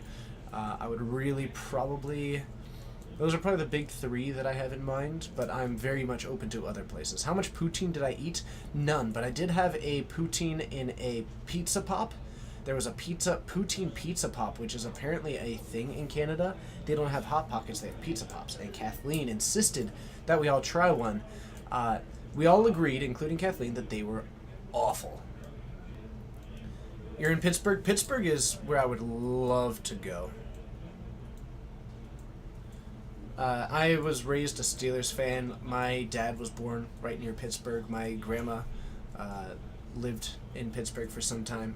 So I would love to go there just because there's a lot of family history there. Not like a deep family history, but it's a very nostalgic place where a lot of people in my family have come from. And it's where my biggest fandoms are from. So I'm a fan of the Penguins, the Pirates, and the Steelers, and things like that. So, Tarmogoyf on the battlefield as a 4-5 up against two of these elementals. We're dropping the Leovold. No more drawing cards for Josh, who doesn't have the blue mana up to fire off this Brainstorm. How much poutine? Ah, man, poutine. Ugh. Not my thing. Matt Tabak seemed to enjoy it, though. I think he agreed that it was, like, medium, but at least he enjoyed it. In New Mexico? Hey, I could always end up there. We are firing off a Ponder. We are going to look at the top three, see what we want to do with them, and then not draw a card. Kicks the turn back, gets the Elemental. What a play from Josh. Australia is number 3 on my countries to visit. First is Ireland. Second is London, or I guess the UK, general UK, I guess. It's not really a specific. And third is Australia / New Zealand, but preferably Australia. Deathrite Shaman hitting the battlefield for Dylan. Josh drops down a Polluted Delta, activates it. No, she picked it knowing that it would be awful. She's like, I figured it would be a very Canadian experience for you to have this. Even though it is not good.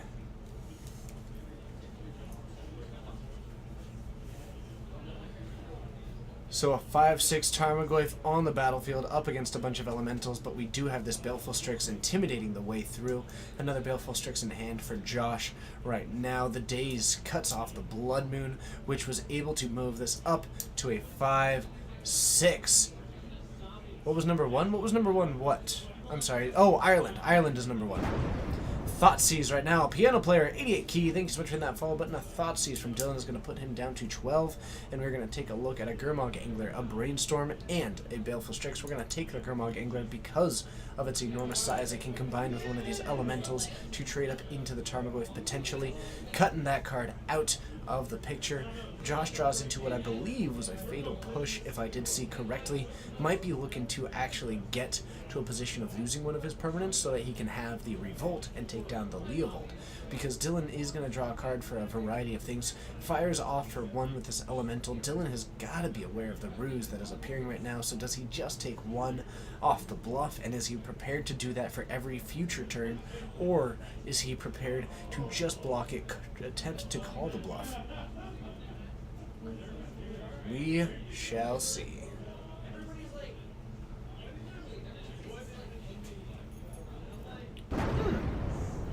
Thrak Gorsh, it's good to see you. It's been some time. We were talking on Twitter and Facebook earlier.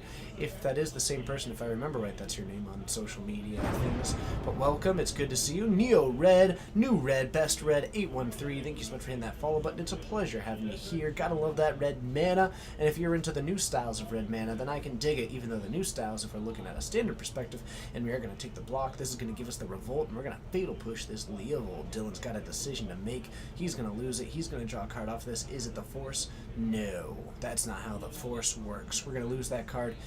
Combat has already gone past us, and we're going to fire off a Brainstorm, get another Elemental. Hooray, it is you! And we're going to draw into some young Pyromancers and some other sweet things. Thank you, Mr. Penguin. I truly appreciate that. I'm going to try to go to a European GP next year, I believe.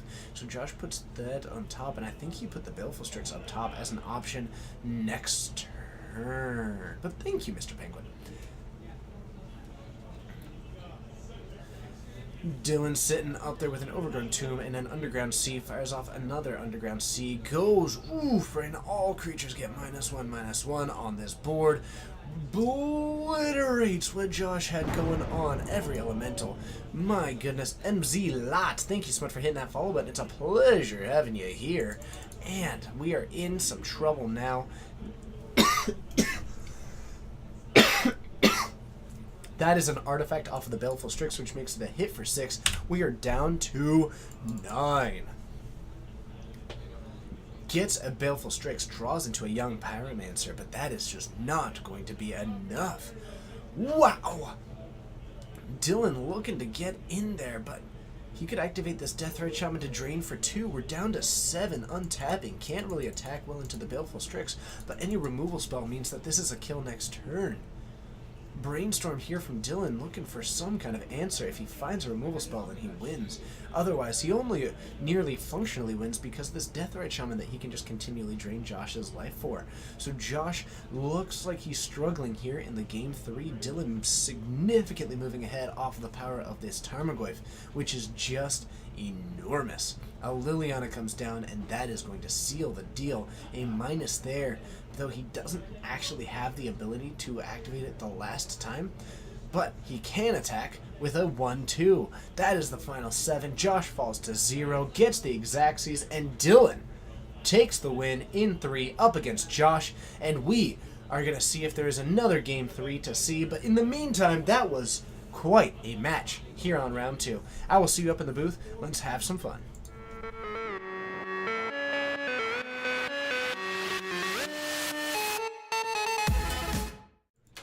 Hi everybody, excuse me for a moment. Hey Josh, could you keep your eyes open for a game 3? Thank you.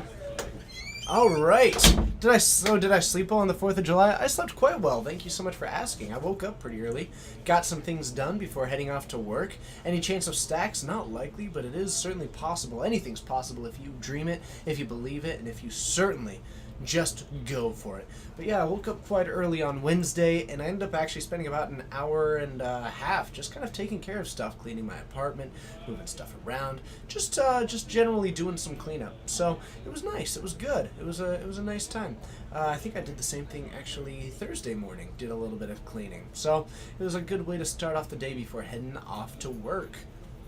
Thank you for asking. I appreciate that. We are heading into the weekend. It's pre-release weekend. It's Hour of Devastation weekend, but that's not what we should be calling it because it's actually the Hour of Hype. 3 days of hype, which is a lot of hours, 72 of them if you count them all up. But don't worry, I won't be. It actually might be more realistically 48 hours of hype. But however you want to measure it, however you might be, and however you want to do these sweet karate moves, keep doing what you want to do and keep the hype alive because Hour of Devastation is here, it's hot, and it is a spicy meatball. Fox RB, it is good to see you. Welcome to the stream. It is gonna be sweet. If you are on the fence about this pre-release, check it out. The format was a bunch of fun, and I will be diving my way into the midnight pre-release after this stream. I'm excited, and I hope that you're excited. Thank you so much, Spiegel. That's super nice of you to say. I quite enjoy my eyes. It's my maybe my best feature. Probably, actually. Almost certainly. But whatever. Anyway, you're going to Sunday for your regular dose of Building Greedy Bad pre-release tax. Yes, I love it. Keep doing what you do because you are the hero that not only do we all deserve, but that we all need because you are the pre-release champion. Yes, I dig it. Alright, still debating? Pre-release or Star Wars Destiny Saturday? Pre-release. Santi Rodriguez 3, thanks so much for hitting that follow button because Star Wars Destiny will be there forever. Well, at least indefinitely for the time being. But I gotta tell you, the pre-release, it's 4 times a week. Hots Gamer, hello, it's good to see you, but you got to, like, it's 4 times a year, and it's one of the greatest experiences that is in Magic. You get to go. Everybody is just there to have fun and be friendly and meet people and play with cool new cards. It is the most exciting event of the year for me. It is so much fun when you get that many people in a group just for their love of the game and their love of that community and their love of just opening new cards and talking about them and playing with them and finding out how they work. It's such a cool experience to see. Every pre-release is amazing. They are so incredible. Definitely check it out. Ooh. You already had your pre-release. You woke up from an hour ago. Congratulations. How'd you do, Lord Hex D? Anborun. Hopefully I said your name correctly, but thank you so much. You are awesome and amazing. You're always there to spike. No, but that's okay. If you're having fun and they're having fun, obviously you don't want to be rude about it, but you can be there and be a little bit spiky. Why not? I don't know. I don't do that. That's not the place for me, but do whatever is fun for you as long as you don't make it unfun for them. At least that's my mentality for a pre-release. And obviously this is a subjective thing and other people have different opinions, so I'm not going to be all holier than thou or what have you. But that's okay. The only commentator with energy ever? What about Randy Bueller? I actually take a lot of inspiration from the days of when Randy Bueller was the main commentator, like it's the lightning helix and that kind of stuff. Absolutely love it. Opa Magic Style, it's good to see you. Dutch, I don't need to breathe. Breathing is for people who... actually, yeah, that's probably wise. You should do that. Back when everybody had the same promo. Call the judge every 4 minutes. Oh yeah, these are all the things you should definitely do. Lord Xander, thank you so much for joining. It's a pleasure having you here. You're joining us in round 2 of 4 of this sweet Legacy action. It's gonna have an awesome time. Oh, that's a link to my deck tech. Oh, is there like a link to just... Anyway, my deck tech was great, hopefully. I don't know. It's pretty close to exactly how it happened. Oh, man, yeah. You're not that hyped about Hours of Devastation? Luckily, I'm hyped enough for the 2 of us. So I recommend that you check it out. I recommend that you have a little bit of fun with it, or at least just investigate it, enjoy it, play with it a little bit. While it doesn't initially have a whole lot of applications... I'm going to sneeze. Woo! Anyway, well, it doesn't seem to have a huge, far-reaching implications for other sets. It does have some pretty cool stuff going on with it, and certainly the sealed environment was a ton of fun. So, I would personally recommend it. You're hyped for Pirates and Dinosaurs? Absolutely. But one thing at a time. Right now, we've got, like, ancient gods and dinosaurs and dragons that are already causing such a fuss. We don't want to immediately move on into all the other stuff. And I actually agree with that, Alexis Bros. Hour of Devastation is, I think, going to surprise us with some of the cards that it's got access to. It's a little bit interesting. How did I do? I went 1-1. I lost to Cam, but I beat Ashlyn. My deck was medium but fun. So... I actually do like Abrade quite a bit. Unstable, sure, that one's going to be sweet, but I had such a fun time, and it wasn't really about... I don't know. It was... All of my memories, like every memory that I have of the pre-release, has very little to do with what my record was. It was just an event to go out and have some fun, and I did my best to do that. Abrade is actually super cool, though. I think Abrade has got some potential. Being able to kill either a Batterskull or a Stoneforge Mystic on a singular card has got some very cool potential on it. Look at all those slugs that Mr. Penguin has, or whatever they are. I don't know. They look like slugs to me. It is a brain slug. Nailed it. Nailed it. Cam's deck was sweet. Absolutely. Cam's deck was sweet. It definitely surprised me. He had a deck that I thought was mill, and then it suddenly turned into a mid-rangey green beatdown deck. So, I don't know. But whatever. So, we should be having another round soon. I'm going to take a quick look. What does Abrade do? It's red and a colorless for an instant that has choose 1, deal 3 damage to target creature, or destroy target artifact. Cool. People are still going, so we don't have anything just quite yet. Unstable is what you're hyped for. It should be fun. I'm quite excited. Is there going to be a Legacy stream next weekend? Or am I on for the race? No, there will be a Legacy stream next weekend, or next Friday. Absolutely. It's gonna be sweet. It's gonna be sweet. They should give out magic cards and ooh, that would be cool actually. They did that way back when with some Pokemon cards. Corner Kugere, or whatever. Hopefully I said that right. If I didn't, please replace it in your memory with the correct pronunciation. But that would be cool actually. Acid, Fun, Twitch. Hello, it's good to see you. Oh man, that Crucible, that card is so cool. That card is so cool. The new Crucible of Worlds on a creature. I can only imagine what Todd is going to do with that card. Todd is going to go nutso brewing with that card. He's going to throw it probably pretty immediately into Value Town. But the green-white Value Town. But like, oh man, that card was made for Todd. He is going to have such a good time with that card. I'm excited to see what Todd does. Gonna be a hit off Collector Company? Exactly! The card's crazy cool! It's so crazy cool. I'm excited about it. You want Stifle Click? The Alejandro Valente! Thank you so much for that follow, but it's a pleasure having you here. The Stifle Bird? Yeah, the Stifle Bird. The Trash Bird. The Trash Dove. Absolutely. Absolutely. Hour wants you makes you want to play Standard again? Honestly, I will put these to the side. Absolutely, I'm actually looking to get back into Standard. I've been researching Standard for the last couple of little bit. I guess I shouldn't fully say last couple of days because, to be perfectly honest, my last couple of days have just been bonkers. So, hopefully I can catch up a little bit this weekend. But that's okay. It'll definitely be a fun time. But yeah, it's been crazy. What am I shuffling? Just a pile of cards that we have back here. They were probably from some pack openings or something. I don't know.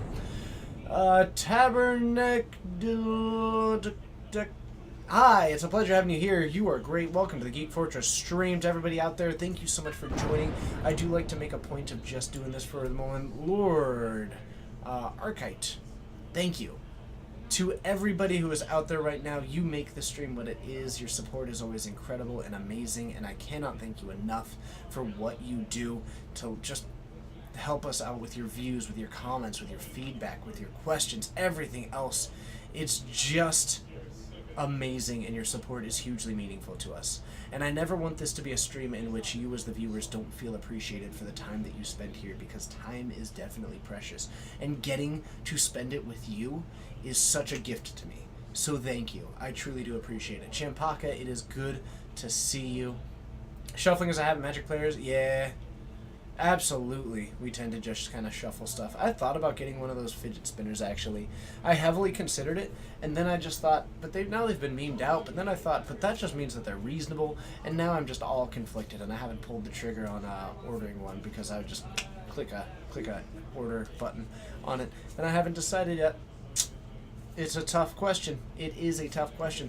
I think I'm going to eventually choose no, only because I don't want to have to carry it around. And that's like the trickiest part. It's not like, if I could just like click my fingers and bam, but like to have a premeditated decision to bring that with me, my goodness. Have I played any other TCG? Long time ago, I played a little bit of the first Pokemon game on like a CD. But other than that, I actually haven't played a whole lot of other TCGs, mostly just Magic. Haven't played Hearthstone, haven't played many of them, and I'm certainly open to the idea of trying them out, but the biggest consideration for me is time, because between the full-time job and everything else that I have, it's just a little bit of a difficulty to create time for other formats. DragonMaster18, thank you so much for hitting that follow button. It's a pleasure having you here. Interesting, Spammy. I could definitely look into that one, or the Fidget Cube. I'm not quite sure if what I have is like nervous energy, but it's definitely energy, but I never really know what nervous energy means. I've just got energy, I've got like things to do, things to say, and all of you to entertain, and myself to entertain, and hopefully we're having fun doing it. Hopefully we're having a great time. Hopefully you enjoy these in-between sections, which I know are a little bit tricky because we tend to just kind of fill it with whatever comes to mind, but whatever it is that we do here, hopefully you enjoy these kind of conversations, and I'm always open to whatever kind of wherever it moves. I wouldn't say that I twitch a lot. It's just that I like being in motion. That's, I guess, what I would say. I'm not sure if nervous energy is the right. And I play Burn, which makes you cool. 78 bats. What a weirdly specific number. Thank you so much, 78 bats, for hitting that follow button. It's a pleasure having you here. Are they bats that hang from the ceiling like, or are they like bats like baseball bats? Hello, it's good to see you here. But either way, here's a fun fact about bats that I have heard and I have not verified. Apparently, all bats when leaving their cave turn left as they spiral out of it. And this is something that I've heard. I have not confirmed it because I don't watch a bunch of bats when they're coming out of the cave. But though I do have I've had bat watching experience. I actually used to, it was always kind of fun. If you put a tennis ball into a sock and then you swirl it around and throw it up into the air and you manage to get it in front of a bat, they'll just be like, look at that. And they like follow it. And I don't really know why, to be honest, because I'm, again, not a bat expert, but it is pretty cool because they'll just kind of swerve to chase it, and that's kind of cool. Mike, hello, it's good to have you here. Thank you so much for hitting that follow button. I don't know if you were born in 2006 or if that's just a particularly good year for you. Whatever it is, wherever you are, whatever it is that you're doing, which is watching this stream, whenever it is for you, I hope that you're having a fun time, a great time, and staying amazing as always. Don't save my hands unless I'm on carpal tunnel. Good advice, Alexis Bros. That is a good point. I do tend to like my hands. They do click all kinds of buttons on keyboards and stuff. Any goblins tonight? Actually, Corbin is, I believe, in the field, which means that there is a decent chance of goblins in the field, which means that we might be having some for you. Thragors! Thank you so much for the sub. You're great and amazing and all kinds of cool. In fact, everybody says how cool you are. It's always a pretty cool conversation. Hence why you're so cool. In fact, I think that you even inspire Joe Cool in some ways. But thank you so much for your sub. Can we get some emote hype? I'll toss in some of my own. Thank you for supporting the stream and what it does. You are someone who is actually local and having, like, truthfully, I love the support of everybody in this stream. I love the support of the people watching who just comment, who lurk, to all the people who actually like subscribe and follow. But there is something particularly special about having the support of the local community, because that is what this is based on. If you look back to the origins of what this stream even was meant to be, it was meant to be a way for the people who couldn't make it that week to keep an eye on the meta so that they could be aware of things, but also just having the support of this community, because that is what I'm trying to build in addition to the community on this Twitch stream. So it's very, very exciting to me just to get a sub from someone who is so near and someone who I do interact with in that kind of real life outside of this stream aspect. So just to offer a little bit of insight into my world there. I don't know. I guess. I just kind of toss out stuff occasionally because I like conversation, and conversation is something that I am decently good at, I suppose. But it's pretty fun because when I'm the only person in here, I don't have this person to talk to, which means that I have to create dialogue with you. But it's also a little bit tricky because sometimes I have to create the questions for you. It's an interesting balance, and usually I just end up chasing rabbit holes, so to speak, on the conversation. We do have another emote that we need to add soon. I should probably upload that one tomorrow or something. So I might look into that pretty soon, uploading a new emote. It is going to be a sweet one. Be sure to check it out. Be sure to spam it in all kinds of places. I don't want to tell you what it is, even though you likely know what it is, because we've already given you a sneak peek at it. But I'll tell you that once you spam it, whoever you're spamming it at won't be feeling so smug anymore. That was a weak hint. I understand that. I recognize that was a pretty weak hint, but that's okay. Also, quick note, everybody. I know, we're just kind of killing time for the next round, but this one's important. Wednesday, I put out a thing onto Twitter, and you don't need to find this specific thing because whatever. I put out a thing onto Twitter requesting feedback and ideas from everybody. Is the Goblin Guide on your website supposed to be at $125? I will mention that to Dylan.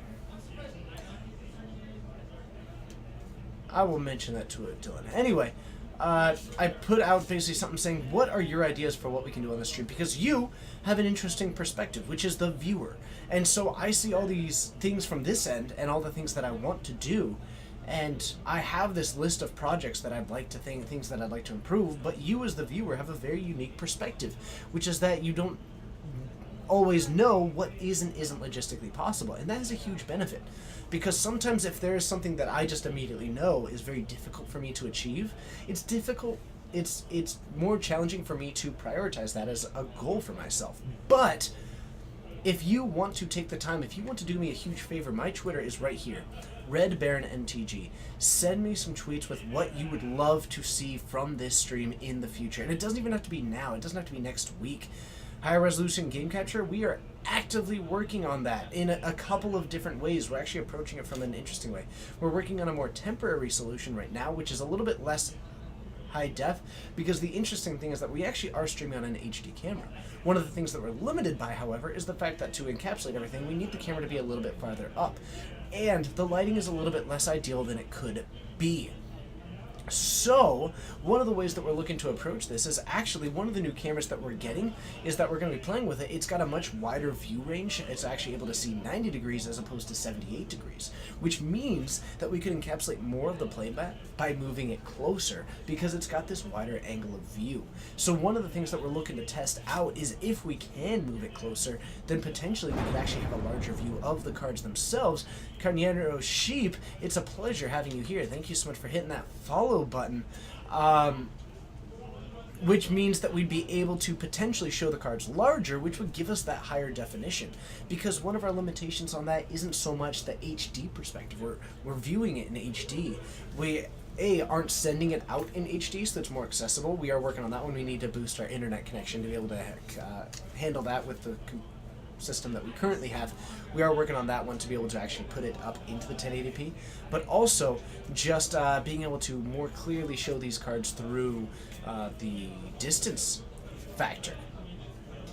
So that might have been a lot more detail than you needed, but hopefully that was a cool like that was to be like give a perspective on what I've been doing for the last week or two as far as like brainstorming these ideas, especially working with Ian, who has been an incredible help with a lot of these things.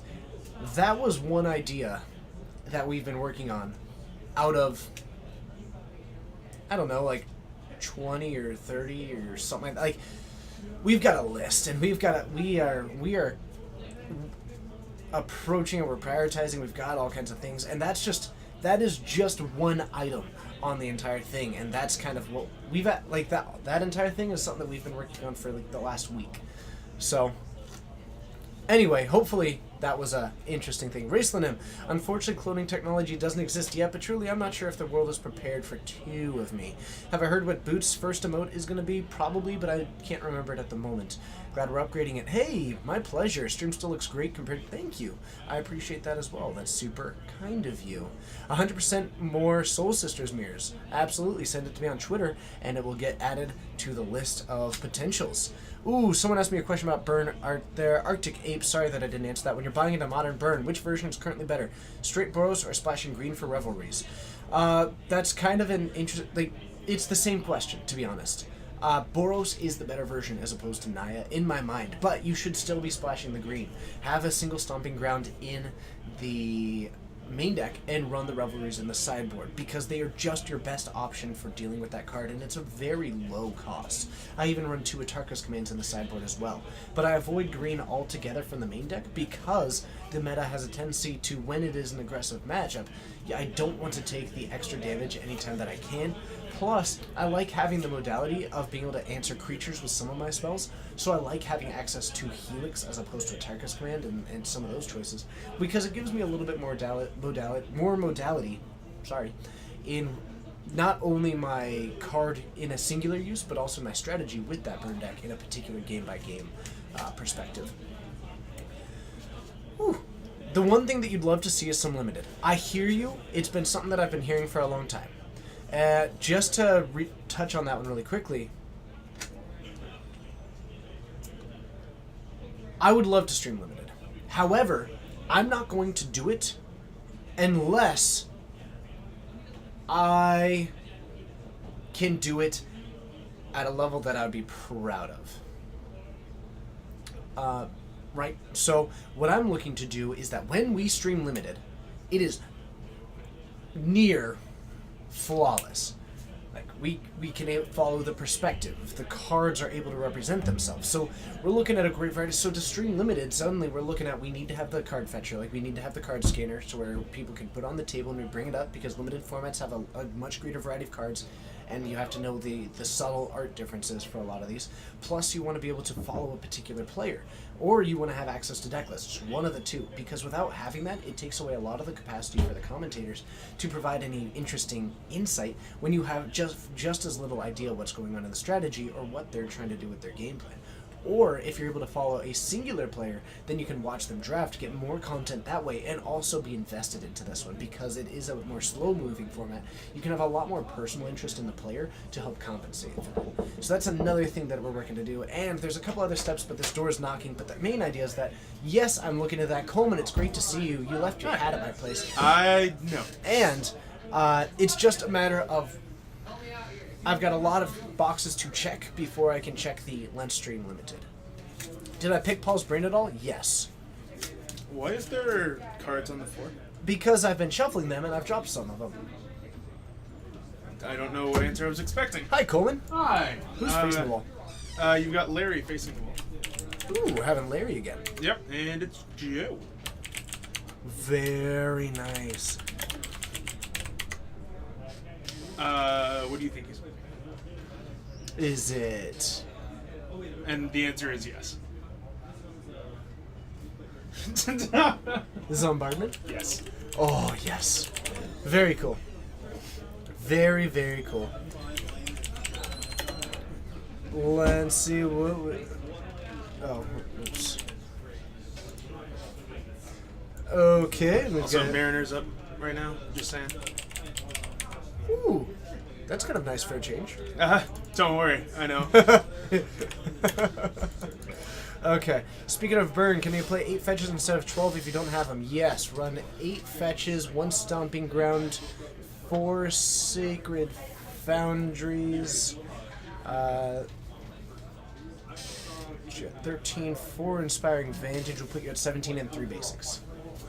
By the way, I'm glad to know that Elves is appearing in the chat a couple times. Right? Yep. We ready for round 3? Yep, you guys are El Goodo to go. Let's do it. See you there.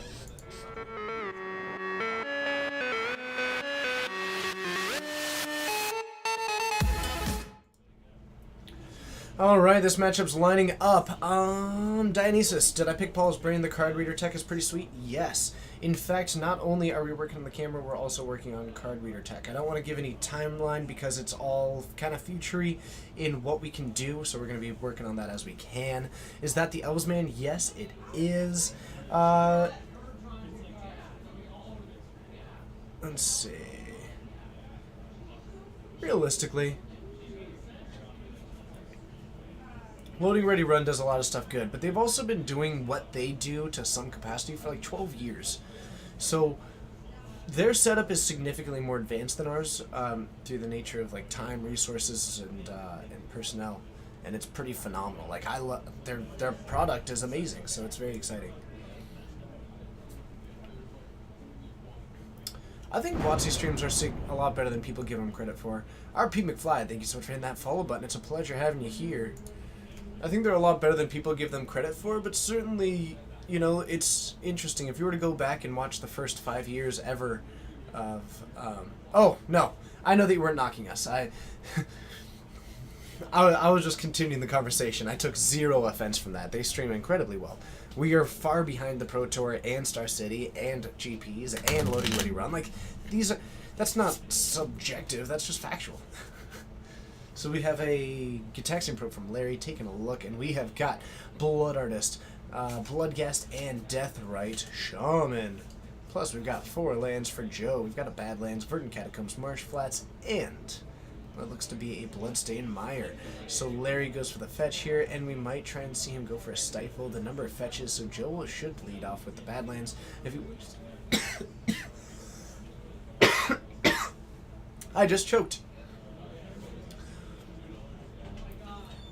And we've got a Delver of Secrets to kick things off. Joe likely going to go with a fetch into a Deathrite Shaman, possibly the Badlands, but I believe he just drew into the Goblin Bombardment.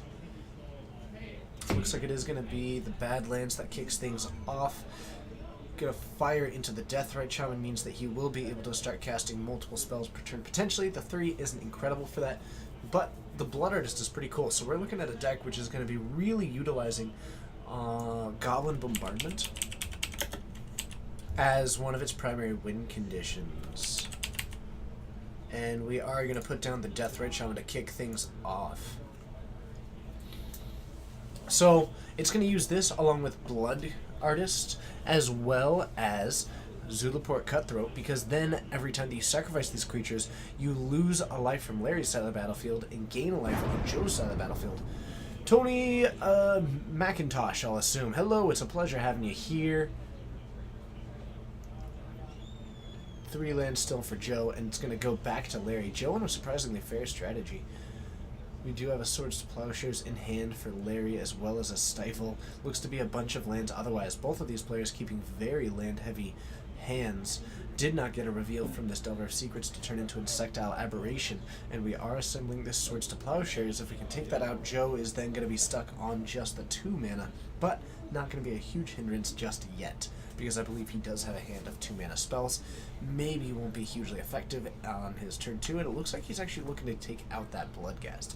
I think he decided to hold off on this one, and I think I really do enjoy that. The Deathrite Shaman, not as integral to this strategy as much as some of the synergy-based cards are. Deathrite Shaman is in this deck because of its raw power. The rest of this deck is very much in a synergy realm. Jagasha, hello, it's a pleasure having you here. You are a rock star, and it's good to see you. Thank you so much for joining. Now, Joe's got a couple of options. He could play out the Goblin Bombardment. What that does is it gives him the option, you assume that it can't be removed by this deck currently, and we're actually going to put down the Bloodghast. Now, this could be a little bit of a dangerous way to go.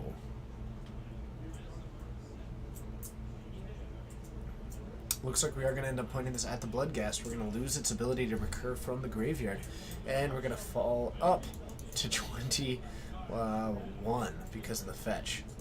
Falling up to 21. The Bloodghast is now existing in the exile, and Larry puts down his 3rd land, falls in a Stoneforge Mystic. Against this deck, you've seen Black and Red, War and Peace, Fire and Ice may be effective.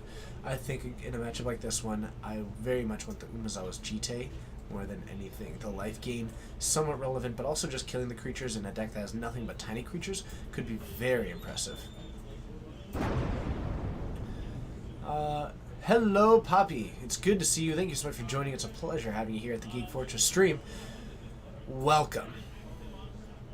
My name's TJ. We do the stream 3 times a week, and it's incredible having you here. If you want to join, be sure to hit that follow button, join us more in the future. You can also subscribe to the channel if you want to see more cool stuff that we get to do over time. Goblin Bombardment is the play. Now, a nice touch about this card is that it does negate some of the ability of this deck to actually exile. The Swords to Plowshares less effective with this Goblin Bombardment out on the battlefield. And we're going to go for a fetch from Joe, stifled by Larry. How reasonable is it to replace dual lands for shock lands for a budget? Very reasonable. It gets less reasonable if you're running Daze, but if you're not, it's not that big of an issue. You'll lose games to burn, but your deck will function. You will likely be okay. Steel Flame 58, thank you so much for hitting that follow button. It's a pleasure having you here. The big thing is that if you're returning your lands to hand with cards like Daze, it gets significantly more difficult. KSJ7100, thank you so much for hitting that follow button. It's a pleasure having you here. We are going to drop in the Umezawa's Jite now. And this is looking problematic. This is going to be a hit for 3. We're going to get 2 counters on this Jite. We are down to 17 for Joe after he fetches and loses the ability to go for that one. Will we end up killing the Yep, we're going to use the 2 counters to kill the Deathrite Shaman, and we're going to throw it at Larry instead, so it's 16 to 17, but there is a Delver with an Umezawa's Jite on, as well as a Stoneforge Mystic.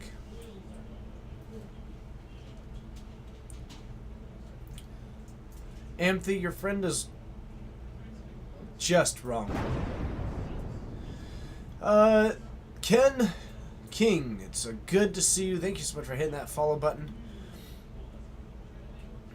Thank you for joining. GJ is just insane. The card does quite literally everything. It kills every creature, it negates every matchup, it boosts every creature, it gains you the life. The card just does everything way too efficiently. And it gets, but yeah, the card's just bonkers.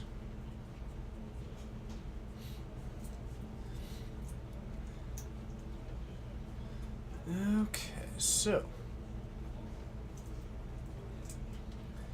Ooh, Gravecrawler.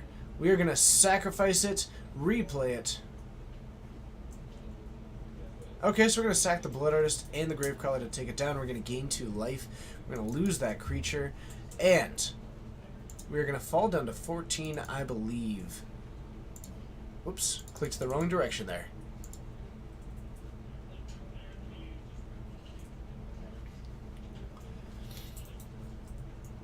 Dropping in the Bloodstained Mire. I believe Joe has got access to 1 other land in hand, and not casting anything means that he's probably got a couple of them. That is going to be a little bit difficult. Empty GT would be insane. You are not wrong.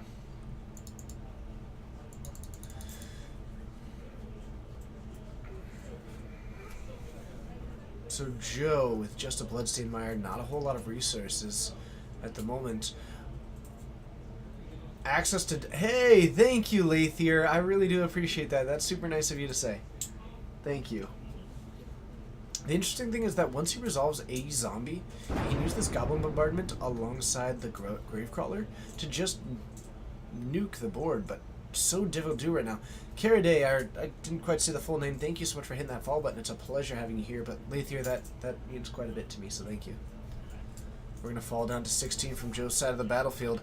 More counters on these GT are certainly a problem. Firing off a Brainstorm, this might be... I wonder if Larry may have just missed the trigger on that one, or just simply hasn't updated it yet, which is absolutely a possibility and a consideration.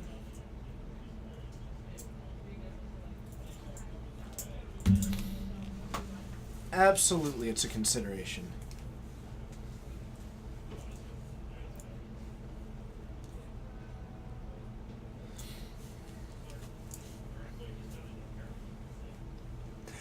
Stoneforge Mystic and a Deathrite Shaman. We've got a Stifle and a Delver in hand. That Stifle can shut down the Goblin Bombardment, which is a pretty impressive ability. And Joe with several cards in hand, but pretty difficult. I did not answer. What's my favorite basic mountain and why is it Beta A? I think my favorite basic mountain art is the John Avon. Jeff! How's it going? Jeff Hoagland, everybody, hosting the stream with 107. If you haven't yet, be sure to hit follow on Jeff's stream. Good guy. The very first person to host this stream, to give it a boost, to give it some recognition. Welcome to everybody from that stream. It's incredible having you here. A Deathrite Shaman from Larry drops down. Looks like Joe has got a Deathrite Shaman of his own, but a Snapcaster Mage is going to come on down, and we are looking to stifle the sacrifice. So he tries to sacrifice it to this Goblin Bombardment, and no go. Joe is going to pick up the cards against all of that in lands in hand. It is pretty difficult. My favorite basic mountain was the Hour of Devastation Island. It should be a mountain. But my favorite mountain is the John Avon one that just looks like an iconic mountain. I can't quite remember. People have been able to bring it up in the past for me. But I've got a couple of them. Some of the Kamigawa ones are incredible. I really enjoy the Noah Bradley spine one from Battle for Zendikar. I really enjoy the ones from Amonkhet and Hour of Devastation. I think those ones are gorgeous. I really enjoy the Arabian Nights ones, but that's actually just because of the collectability of them, not so much for the art, which is good, but not like it's not the greatest mountain art ever to grace the world. Am I talking about the Mirage ones? Maybe. It's like a mountain silhouette in the background. I can try and find it.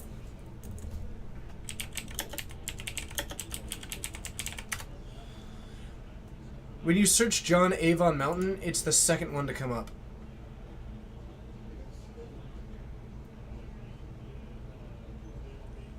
I can tell you that much.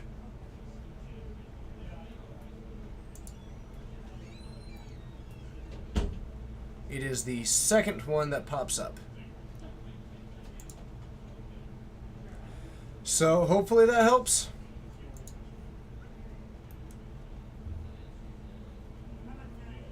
That's the one. Thank you. That is the Mirage one. Yes. That is my favorite mountain. That being said, I have quite a few like mountains that I quite enjoy. So it's hard to say that is exact. It was also an Urza Saga, yes. So it's hard to say that one is in particular my favorite when I very much just enjoy them. So, I don't know. There's certainly quite a few trade-offs there. Halloween 26. Thank you so much for hitting that follow button. Such a fun holiday and such a fun person. I look forward to seeing you more in the future. Y'all are great. We're getting ready for game 2 in round 3. Hello, Guy. I can't quite pronounce the rest of that, but thank you so much for hitting that follow button. It's a pleasure having you here. You need to get 20 Guru Mountains. That does sound pretty fun. If I were to really go all out, I'd probably go Arabian Nights on them, but really I'm just not big into like tricking out the decks, so to speak. It's not really my thing. I just like functional cards, and I like casting spells that do exactly what I want them to do, like lightning bolts. So I've never really been too worried about assembling the favorite arts or the favorite, all of that. That being said, in Vegas I did pick up a set of original Helixes, which I felt good about. So Larry with the win.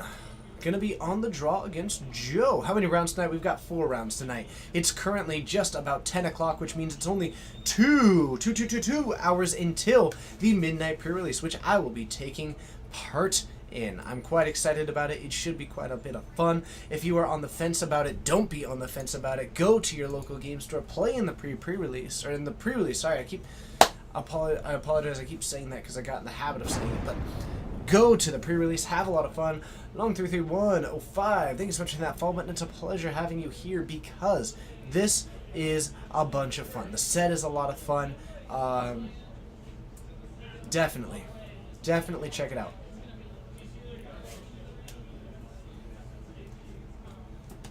How does chat feel about mismatched Tronlands? If you've got one of each of them, I feel great, because that means you've got 4 different pieces of Anson Maddox art, and I quite enjoy Anson Maddox art. A Bloodstained Mire for Joe. He's going to fetch, fall down to 19, and he is digging. Possibly a Badlands coming down. The most likely option might be going for a Deathrite Shaman. Otherwise, could be a Carrion Feeder is another option that he could be firing off. But if he's not going to do anything, maybe just going for it while he can't get stifled. Fires that one off. Gonna untap. Maybe go for a land that does not require a fetch. Though he can go for anything now that Larry doesn't have mana up. The Christofferson. Thank you so much for hitting that follow button. We've got a Zulaport Cutthroat hitting the battlefield. This is the new version of the Blood Artist. What you get is an additional power on it. It's able to attack for 1. The trade-off, however, is that it only triggers on creatures that you control. It is a nice thing. I believe he's slightly favoring these ones just because when it comes down to the really, against a lot of removals, sometimes you've just got to attack for 1. We do have a sword in hand for Larry. It looks to be the War and Peace, I believe. And actually, I think that's a Surgical Extraction as well in hand. So potentially considering killing the Zulaport Cutthroat and then taking it out that way. We shall see. We've got an attack for 1. Oh no, just eating the land. Sorry, that makes significantly more sense. Eats the land to produce a mana. Now we've got 3 mana available for Larry this turn. And we are going to drop down Phyrexia. What is that? My name's Joel. Hello, it's a pleasure having you here, Joel. You're a rock star. I can't quite remember the... Hold on, it's in here.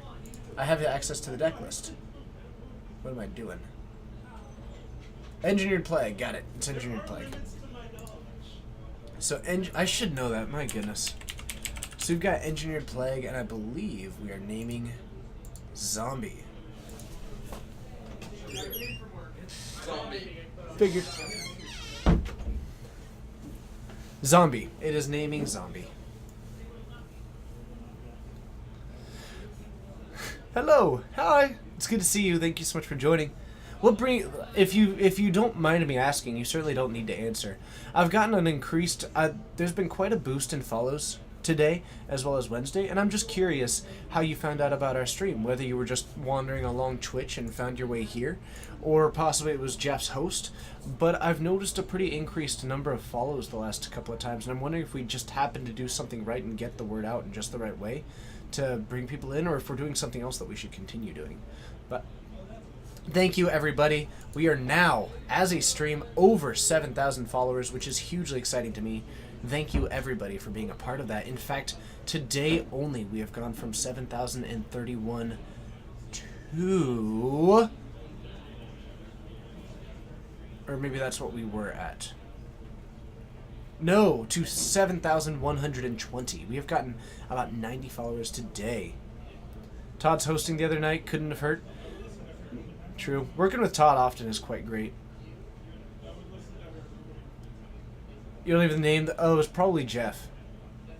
Likely Jeff, but thank you, Joel. It's a pleasure having you here. Deathred shall win a sword of war and peace up against two Zulaport cutthroats. Joe without a great answer. Lucky Dice 99, thank you so much for hitting that follow button. It's a pleasure having you here. I believe that's another Zulaport cutthroat in hand. We might get 3 of these Zulaport cutthroats, which definitely needs to be more of a concern than it initially looks like. Ignikami, thank you so much for hitting that follow button. It's a pleasure having you here.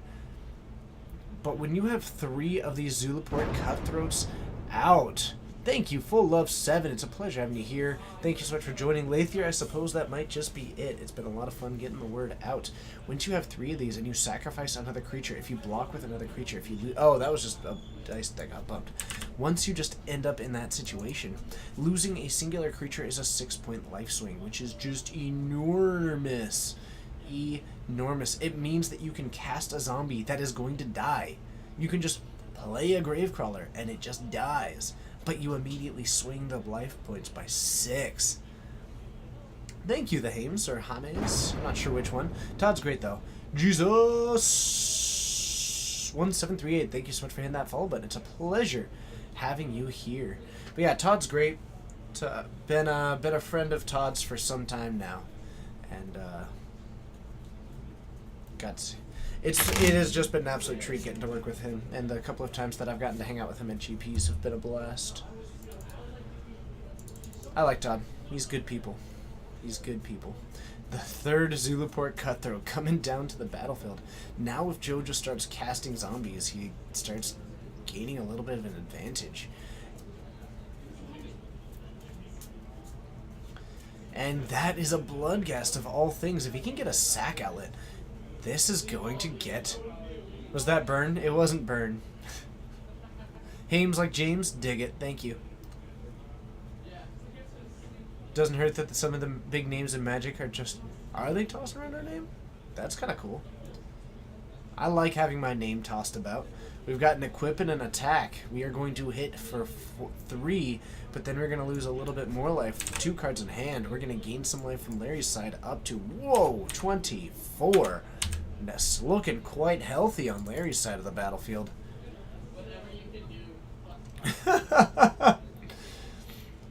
What? Geek Fortress has a subscribe button? I didn't even realize. I think I'll subscribe now. The pre-release helped? Very likely it did. So another Deathred Shaman coming down. We do have a Carrion Feeder in hand. That Carrion Feeder can single-handedly swing the life total by... Thanks, Icy Sounds, by the way. Yes, you were. That was super nice of you. If you just drop the Carrion Feeder, suddenly Larry's at 21. We've got an attack for 2. Super Fresh 40. Thank you so much for hitting that follow, but it's a pleasure having you here. Before we got the new PC, we still haven't gotten a new PC. Still on our to-do list. Mr. Squishy Zero. Thank you so much for hitting that follow, but it's a pleasure having you here. And we're going to get the 3-point life swing. We're down to 21. We're up to 15 on each one of these. Majzero, thank you so much for hitting that follow button. It's a pleasure having you here. And we are going to lose it because of the engineered plague. Down to 18, up to 18. The score's all tied up. Lathier, I'll tell you what, if the professor or the command zone ever wants me on there, I'd be there in a second.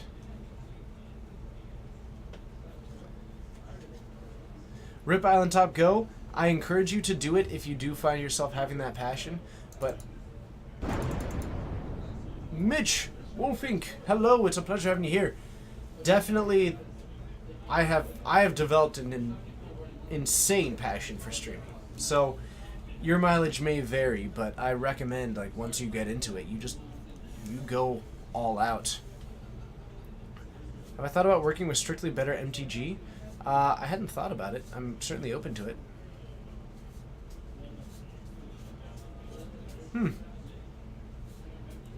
Oh, I remember what you're talking about, Habsar. Okay, gotcha. Gotcha.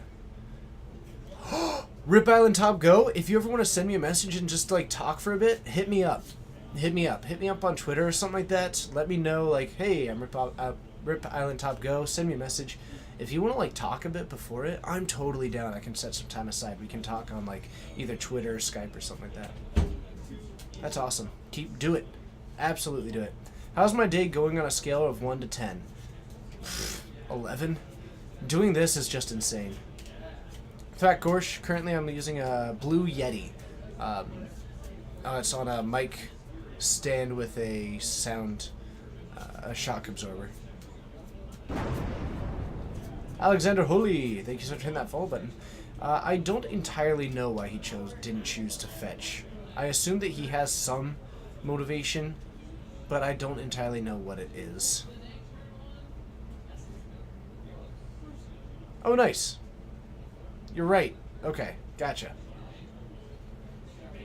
Okay. So Death Red Shaman down. Why are Larry and Joe both so cool? Ugh, man, I don't know. I'm so jealous. I'm so jealous. So we got a Sword of War and Peace on the battlefield for Larry. Joe with that Toxic Deluge sweeps up what's left of the field. He's sitting at a cool 23 because of all the life gain triggers and life loss triggers, which puts Larry down to 7. Drops down a Snapcaster Mage to try and go for another Surgical. What are we going to be pointing it at? The Zulaport Cutthroats doesn't strike me as hugely relevant. Might just be looking to hit something, but I'm not entirely sure what.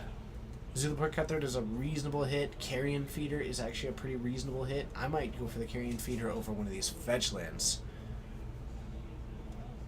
Would be my option. Rip Island Top Go, it's a ton of fun. Just exactly what Lathier just said.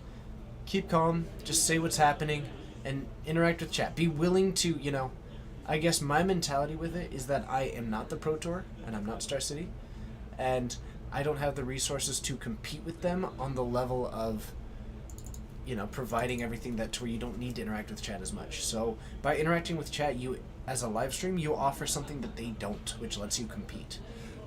That would be my recommendation. If you try and go pound for pound against Star City or the Pro Tour, then you know, it's insanely difficult to do that.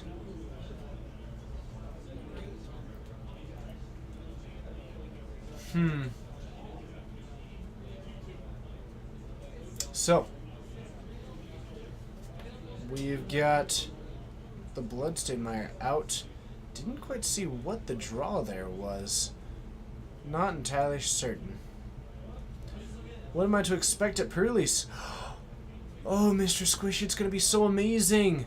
Umezawa's GT drops down for Larry. After this game, I will talk a little bit more about what you can expect. We are going to suit this up with a War and Peace and an Umezawa's GT. Wow, that is quite a way to go about things. We're going to go up to 6. Joe falling down to 18. With Larry at 6, there's still such a small distance before Joe is able to potentially pull out a win.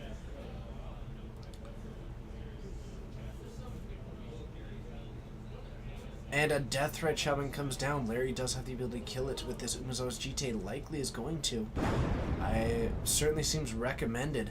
GCC12345, thank you so much for hitting that follow button. It's a pleasure having you here. Oh, Mr. Squishy Zero, it is going to be so much fun. Pre-releases are the best event in Magic. Everyone's just there to have fun and ask questions, and you're all learning, so don't feel bad about asking questions. If you have them, ask the judge. It's so, so incredible.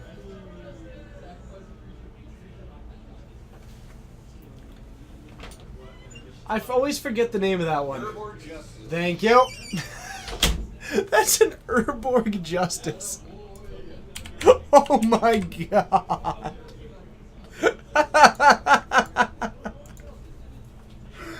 Target opponent chooses and sacrifices any number of creatures equal to the number of creatures put into your graveyard from play so far this turn. So Joe lost his Death Red Shaman, which meant that Larry had to lose his his Snapcaster. Whippet Tech! Hello, it's good to see you. Urborg Justice! Oh, I can't even begin to describe how excited I am for you, Mr. Squishy. Pre-releases are the best event. Please, please, just try to have some fun. And I didn't mean to say that in a sarcastic way. Generally, pre-releases are the most casual, most fun events of the year. Have fun, meet people. Oh, it's gonna be amazing. It's gonna be so amazing. I'm so excited for you. I hope that you're excited. Hype. Urborg Justice, though. Urborg Justice. What? What a card. What a moment. Takes down this devastating Snapcaster Mage. And Larry's back with having, I think, no resources and has, I think... Oh, never mind, he had a Delver. Okay. So he had the Delver. That's a little bit problematic for Joe, and he might just lose to that. But that's okay. Kicking the turn back. What do I run in Commander? I haven't played Commander for a little bit, but what I used to run... Ooh, and that's a Lingering Souls. It's a hit for 5. That's a problematic thing. We're going to go down to 12. We're going to go to 8 for Larry. We're going to fire off Lingering Souls. Wow. I used to run Animar. So back when I used to play a ton of Commander, I actually played about, I don't know, 12 different decks or something like that. But I think my favorite one was either Animar, just only creatures, or I had an Azusa deck that was actually Squirrel Tribal, and I would only win using squirrels, and a Bitter Blossom. Now that's interesting. Bitter Blossom offers a little bit of interesting flexibility, because Joe next turn has a tool which he can use to block and then sacrifice. So he's taking quite a big hit this turn, but if he can drop the last Zulaport Cutthroat, something like that, Joe might have a chance. It's not a good chance, but it's a chance. You're new to Magic? Hey, Whippet Tech. Oh. No go. No go. Larry takes it down in 2. That's awesome, Whippet Tech. It's a pleasure having you here. As a heads up, this is actually, the stream that we're doing tonight is probably the most complicated format that you'll regularly see. So it's difficult to get back into this one. You'll see a lot of cards that you might remember, but it's also among the more complicated formats. That being said, I'm so happy to have you here, and if you ever do have questions, definitely toss them into the chat between myself, the community, and the mods. We should absolutely be able to sorry, answer any questions that you have. Let's head on up. We'll see you up there.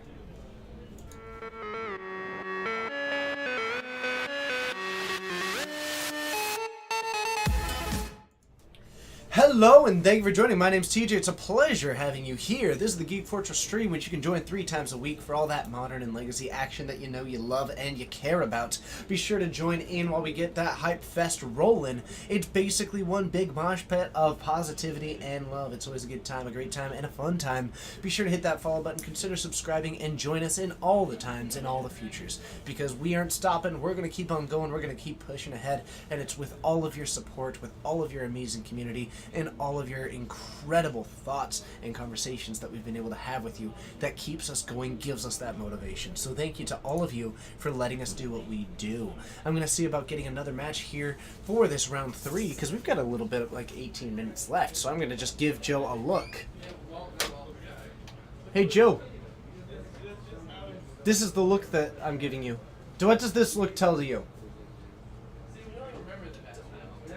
It says, could you maybe see if there's another match?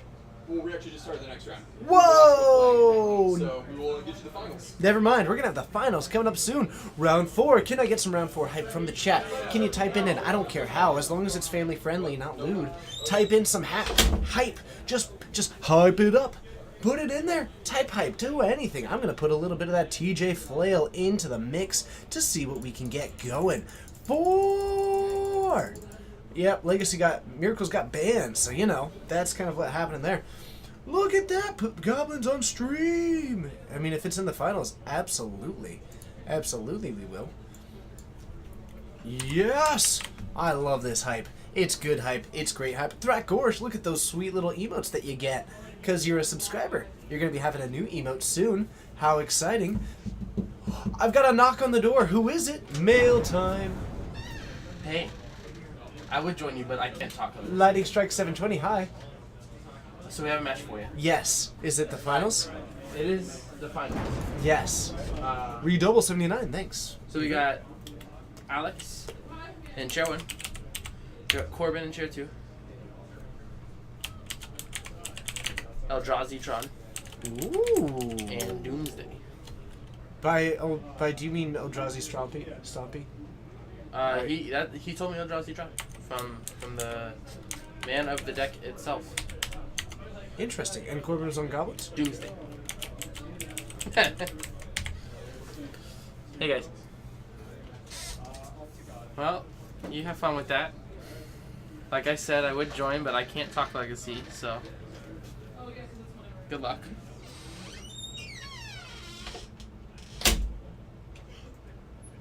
This is why I shouldn't choose matches for Legacy. I'm just throwing that out there.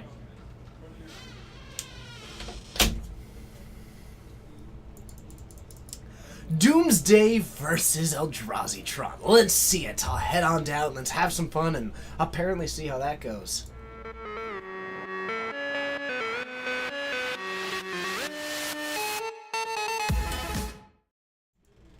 Alright, and the players are already kicking it off, so Alex is on. Ooh, this actually looks like it might be straight up Eldrazi Tron. I love it. I absolutely love it. So we've got an Eldrazi Tower, or Urza's Tower into an Expedition map. I wonder if this is actually like close to a modern Eldrazi Tron just going for it. And I'm a little bit curious as to why it's not running like the posts, but that's okay. It's all the same. Corbin goes for a fetch off this Bloodstained Mire to find an underground sea. And we're gonna fire off a Ponder as well. So this will be fun, right? Oh yeah, it'll be fun.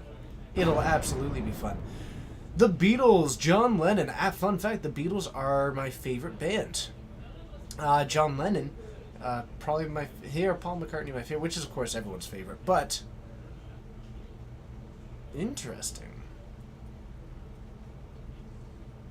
That would be my assumption UFO, but maybe it is just a modern Eldrazi Tron. It's just because Chalice is good, doing cool things. There is a Doomsday in hand. I do like Ringo. I particularly like that Ringo made a cameo in a Alice in Wonderland book as the Mock Turtle. Oh yeah, I've got Beatles knowledge.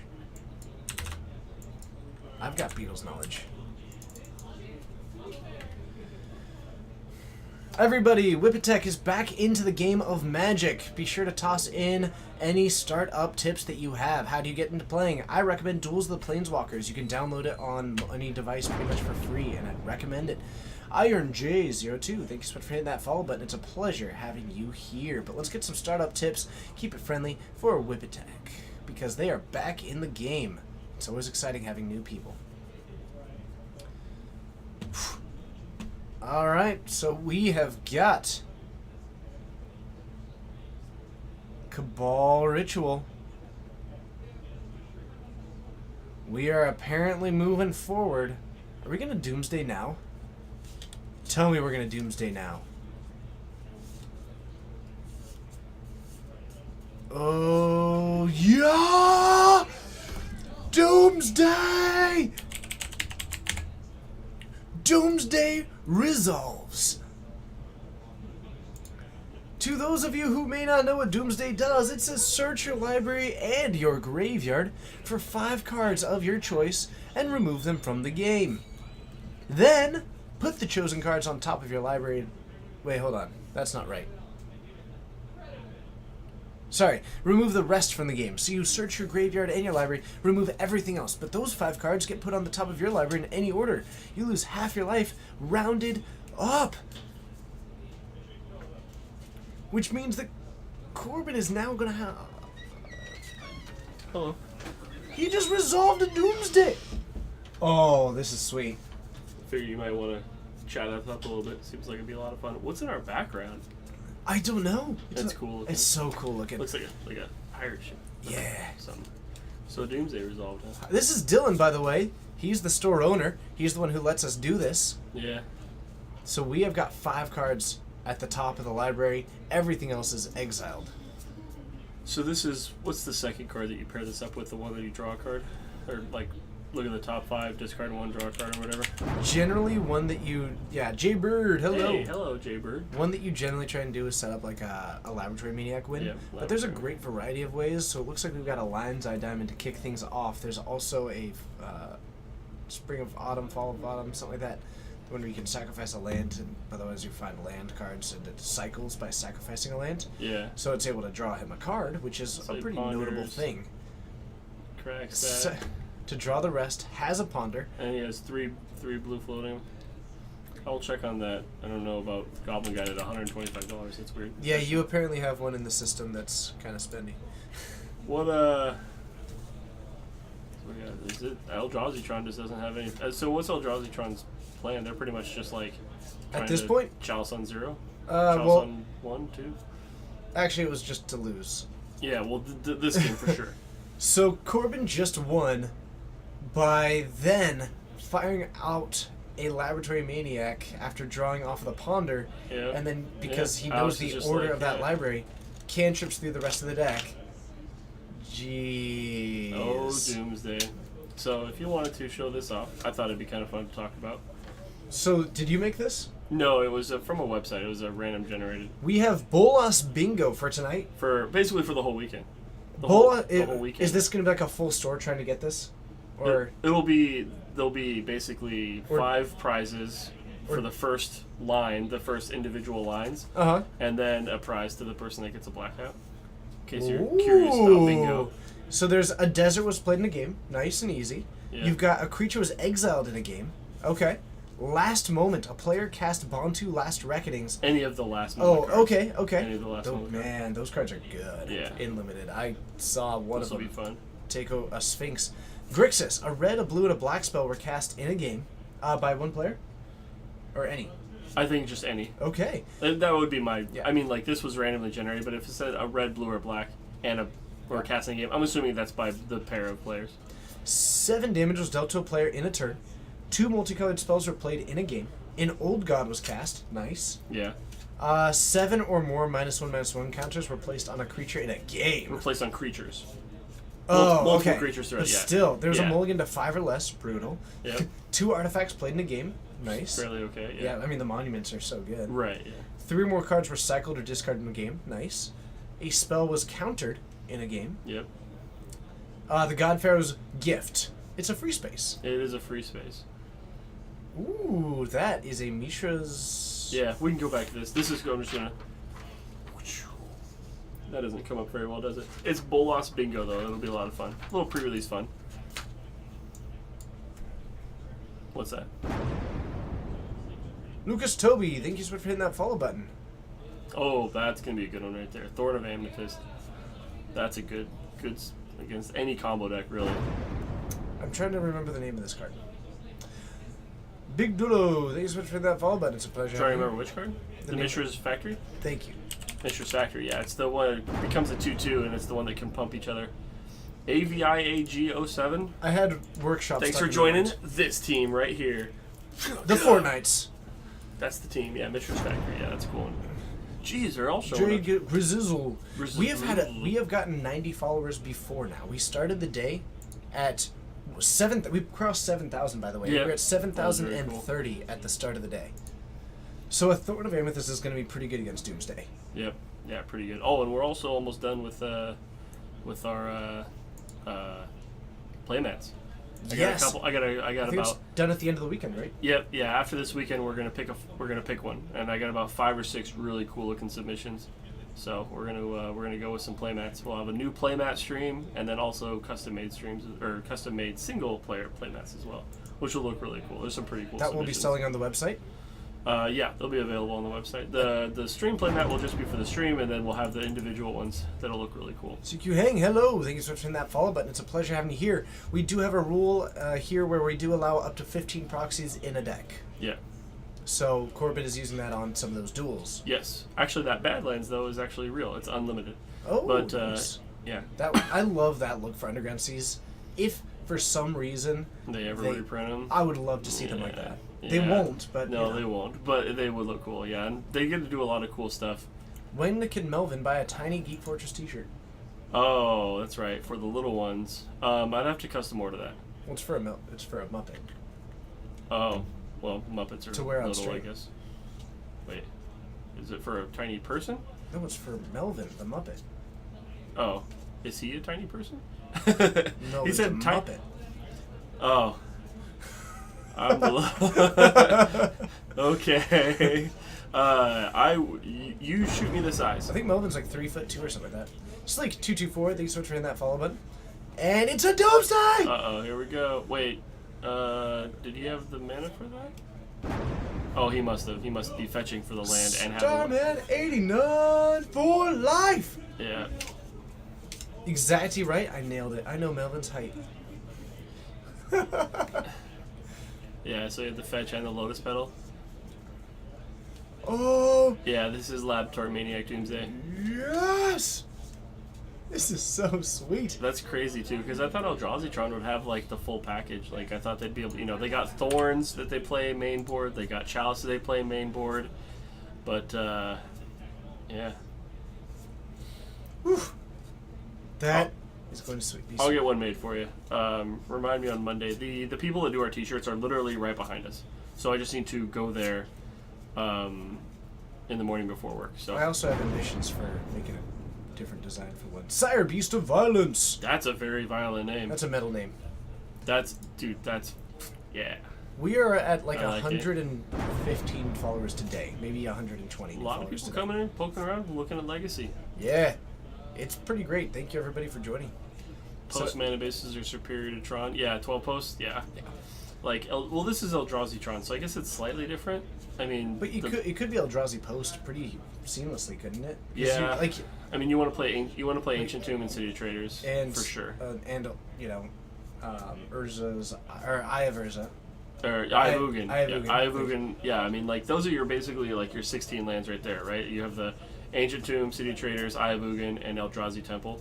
Yeah. Are pretty much your Alex is still tinkering with this deck. He's been kind of like Alex messing is a around Todd with it. Stevens fan. Is he? Well, I mean, if he's playing Playing Eldrazi Eldrazi Tron. That's fair. This is his legacy. Super lol. Yeah, that's a Doomsday on the table. That is definitely very Legacy playable. God, Doomsday. Yeah, Doomsday. very fun. Doomsday. Well, it looks like I'm gonna have to be finding us a new match, aren't I? Maybe. I don't know if Corbin can pull this off. It's going to be a little bit tricky with that Thorn out, but he's apparently decently confident in Well, setting it's up a... what, top 5 cards. Larger than, yes, absolutely. If you send me an email on the website, I will respond and get it set up. I don't know the win-loss record of these players. I believe they are both 2-1. Okay. Or I know One of them I know might- Alex lost at least one round, so Corbin might be undefeated. he might be. I'm not entirely sure, but I'm pretty sure they're at least two. They're 2-1 for sure right now. So. Liar. It was the hardest deck to play in Legacy when he got into it. It can be, but sometimes you just cast Doomsday. It's that's not too far off actually. It's basically like there is the stock Doomsday pile, and if you have access to it, then like, all right, you're probably gonna win. Yeah. But then it's like, all right, what do you do when it goes wrong? That's when things get weird. Yeah, 'Cause- it's a very all-in deck. I mean, it's a very, very all-in deck. so Sometimes you do everything, and then you cast Laboratory Maniac, and they counter it, and you're like, like there was Okay. there was a player who was like the Doomsday player for a while. Yeah. And what they had was a spreadsheet. And I forget who it was, and I apologize. I'd love to give them credit. So if anybody does, name them. They kept a spreadsheet with, for every like possible situation, if they have a chalice and they have a force well, like these are what you suspect. This is your 5. Da da da da da. This is your 5. Da, da, da. And it was like a massive, massive spreadsheet for every possible contingency. This is the 5. That was it. It was Stephen Menendian, or hopefully I said that right. Z-Duck goes moo. We have a Ghost Quarter. A Ghost Quarter. But yeah, I actually think this is mostly Alex's modern deck that he's just like Already switched poisoned over to deck? slightly to Legacy. it seems likely, and Yeah. I believe it, and I kind of love it. Yeah, I mean, we might actually get a game 3. Dangerous Boar 1. Thank you so much for hitting that follow button. Thank you to all the people who are hitting that. My name's TJ, I am Dylan. and we're straight out of Geek Fortress Instant Home Washington, having ourselves a fun time. A little bit of Legacy before the pre-release weekend. Ooh. Pre-release, which someone's already done. Yeah. Oh, me. Yeah. What's up? Oh, yeah. Sorry. Well, no, there's different time zones, so like someone in chat may have already done. Oh, theirs. that's awesome. Well, what time? Oh yeah, 10:30. I guess they would have. Someone got to do a pre-release, so we have a Gitaxian probe. It was so much fun. Yeah, I bet it was. Another. Oh, we got Endbringer. Thorn, Yeah. Eye of Ugin. Me. So there's the Eye of Ugin. So 1, 2, 3, 4, 5 mana, so you can drop down a couple guys next turn, maybe. Not the Endbringer though. That's. But I don't think it's gonna matter. Slave to Bolas. Yeah, that's fair. Yep. Okay. Well, it looks like a. Laboratory Maniac's quite a card. Yep. That's so what that that Corbin, means. That was number 2. Yep. Yes, Chalice is a very unfun deck, or unfun card, that's for sure. And I am also an Speak for avid yourself. Reanimator player. Speak for yourself. Yeah, well, I'm speaking for a lot of people. Let's be honest. Like, I would bet that if you did a poll, I bet more people would say Chalice is an unfun as opposed to a fun card. But there are some people, the Chalice players, they probably love Chalice. I guess I wouldn't call it distinctly fun. I'm not sure if I would call it unfun. Yeah, I mean, as a Reanimator player who's playing Iona on turn 2 against Mono Color decks, Wisteria. Thank you so much for that. I follow. understand. Chalice and Legacy, I wish, honestly, there's a lot of cards in Legacy I wish they'd get rid of to really mix up the format, but I've been digging on Modern lately. Been really digging on Modern, but banning and unbanning, I'm gonna go find you a new match. Okay. I think that Legacy is a very cool format. I like it. I think that Legacy would look hugely different if it was a format supported by Wizards of the Coast.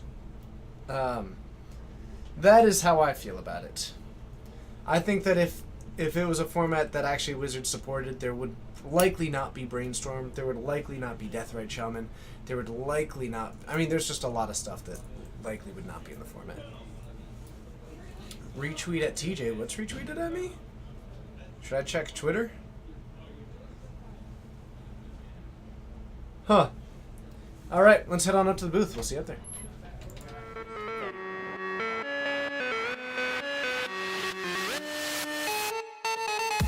Went out there. Alright, and it sounds like you've already gotten me a match, so what do we got? We're gonna have Josh. He is on the wall. Josh is on the wall or facing the wall? Josh is on the wall, Okay. and he's gonna be playing against Larry, Mr. Dual Wielding Snapcaster. Man, Larry's been on stream quite a bit. Well, he's got a cool deck, and he was available. Yeah. And it's Grixis Delver. I think we have the Delver match, yeah. We have the Esper versus Grixis. Before we had Sultai versus Grixis. Yep, yeah, Delver is a lot out there. Josh is up 1 game currently. Okay. So we're going to game 2. The Grixis Almost Mirror. Whoops. Stone. Oh, I was like Stoneforge Master. Cool. Right? I know it. Let's do the Insectile Aberration as the art for that one. Alright, you ready? I'm ready. Want to see it?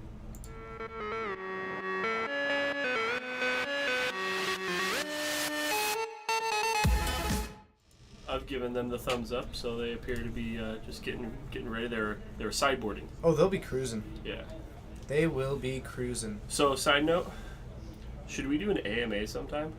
I have considered it. It seems like fun. I have really considered doing I an like- AMA either on like Reddit or here. I like answering questions. Um, Just fun questions. I'm not certain if there's like a weird thing in which we'd have to build it up enough to like get people and advertise it in other places. That's fine. Because we tend to interact so much that we already answer a decent number of Other questions.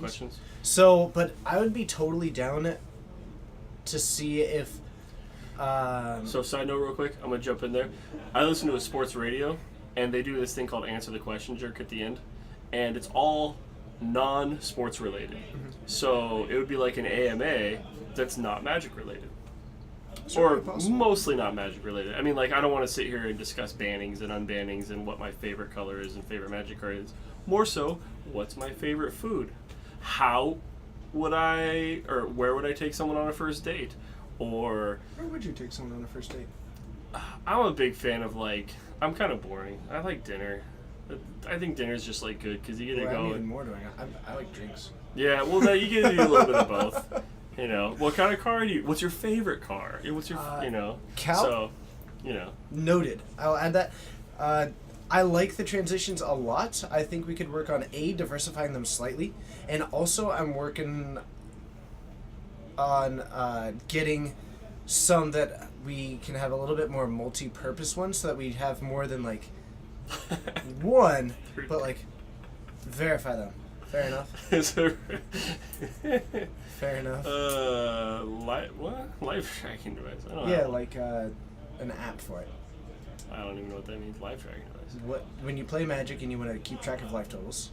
Oh, life total tracking device. I thought like an act like your life. I'm like, I don't No. track. What do you- Like we're like the government tracking me. Fitbit. Yeah. No, I did say that Rip Island Top Go. Like, want to get drinks? Man, that's like it's classic. Absolutely. So, yeah, Larry's deck is pretty cool. He's got a lot of cool stuff in there.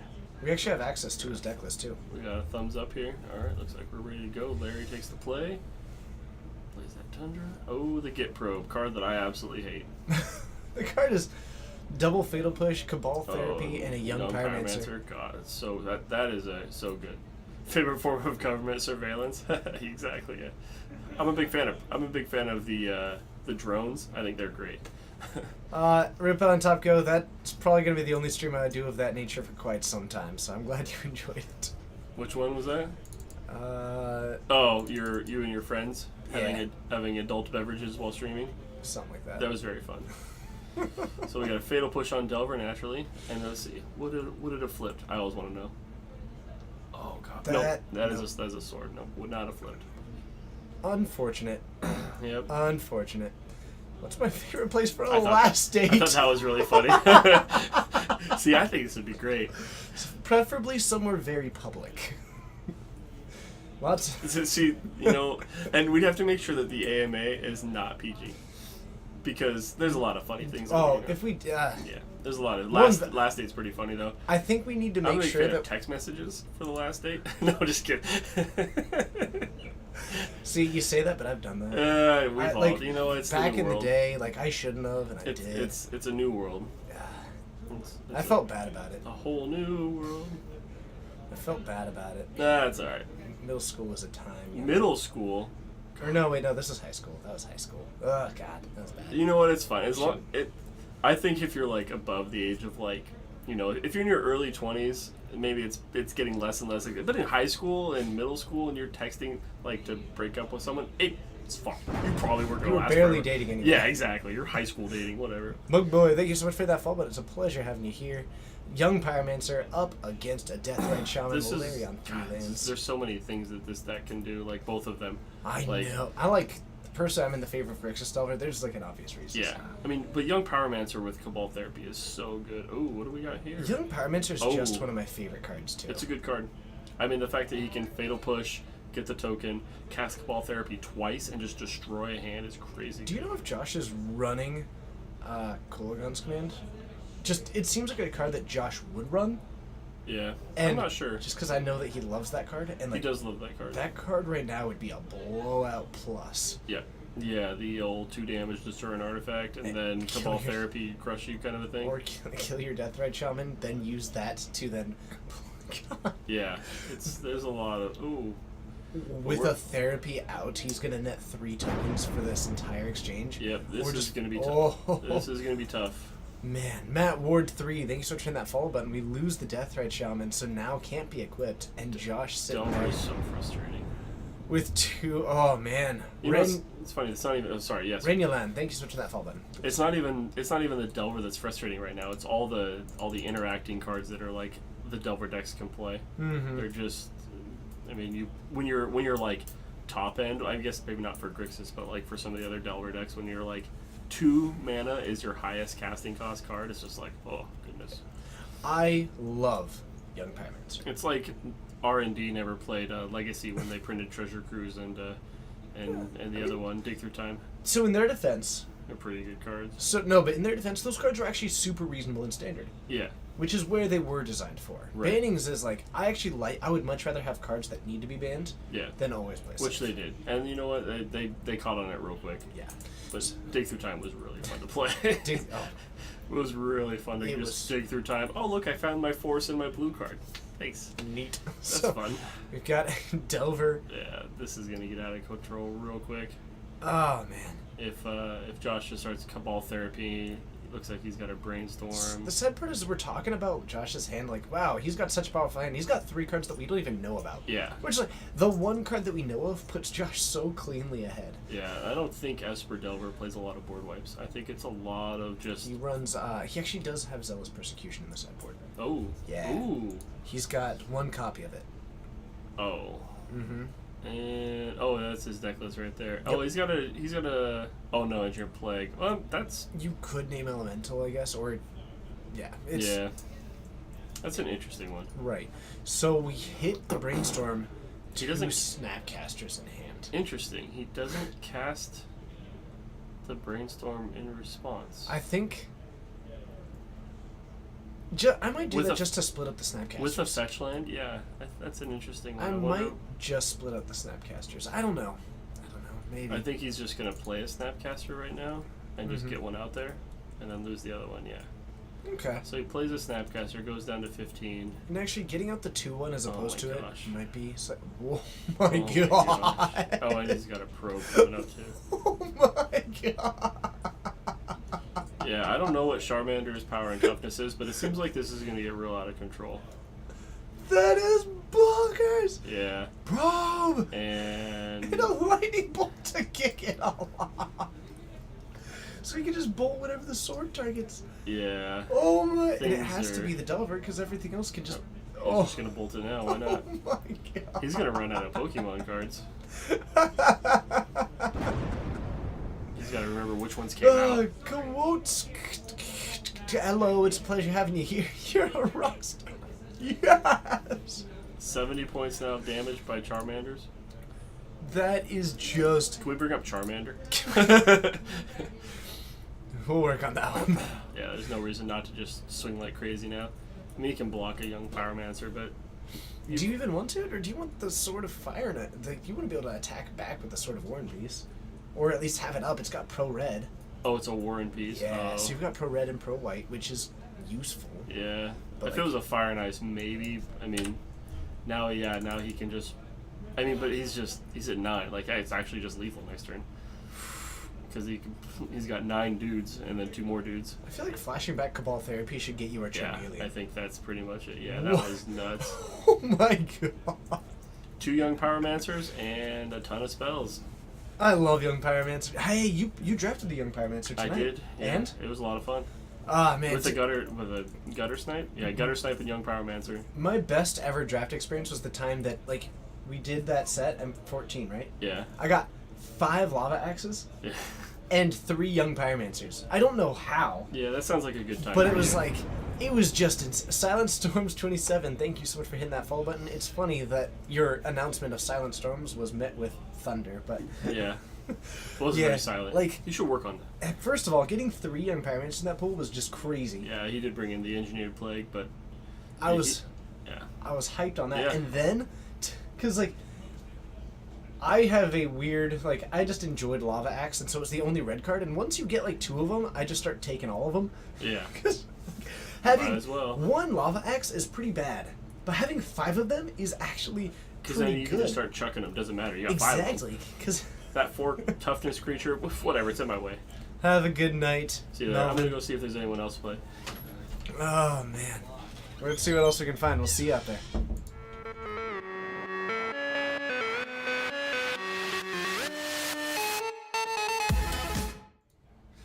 Thank you everybody for joining. My name's TJ. Dylan is out there taking a look to see what else is in the field. Thank you so much. As a quick note about that transition, I love it, but someone did note that having it all the time was a little bit problematic. We're working on diversifying that somewhat, but also just to add another little bit of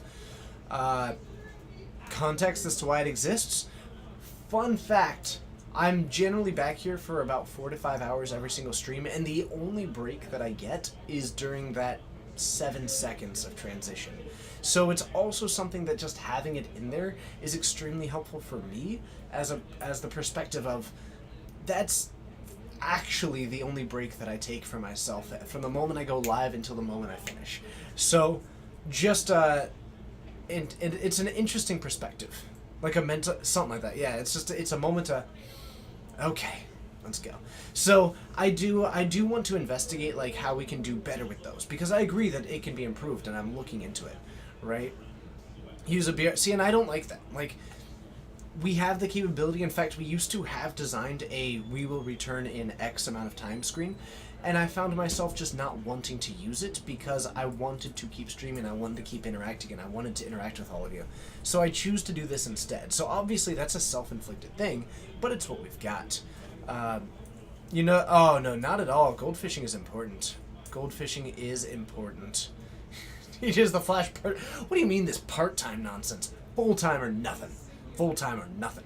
But welcome, my name's TJ. This is the Geek Fortress stream. We do it 3 times a week, and we are getting hyped up for the pre-release. I'm excited. We won't be streaming it because I'll be playing in it, but it should be fun. That you were for our Popper stream. I remember that very specifically. You were a wonderful mod as well. You've been goldfishing the whole time you've been watching? Wonderful. I haven't been. I've been just watching and talking and hanging out with all of you, and it's been a delightful time. I hope that you are also enjoying it. Okay, Tater Tot, it's a pleasure having you here. You are great and wonderful and all kinds of exciting. Thank you so much. Tater Tots are excellent. You just got modded on the Popper subreddit. That's awesome. I am investigating adding in future Popper streams. It's something that I'd like to do, but of course it does depend a little bit on the player base. But we are moving in that direction, hopefully, in the future. But I do find that quite exciting. Let's see. Gonna spruce it up a bit. Nice. Popper, 10 out of 10. Popper's cool. I like Popper a lot. But it's the Legacy event tonight. And we are here in the last round. We are looking for one final match. We did get to see one match. We got to see another one in Larry versus Josh. And we are just going to see if we have got anything else available that we can jump on over, have some fun with, and see a little bit more of that magic before it's time to get ready for the pre-release. I'm excited, and I do truly hope that you are too. These are just such fun events. If you haven't yet, follow the stream. Consider subscribing to it if you would like to help support what we do. The stream is entirely contained on what we have, and all the money that comes into the stream goes directly, 100%, to improving the stream direct. So thank you so much for that support to those of you who are. Also feel free to follow me on Twitter at RedBaronMTG. You can also follow the store at Geek Fortress, which is mostly Dylan.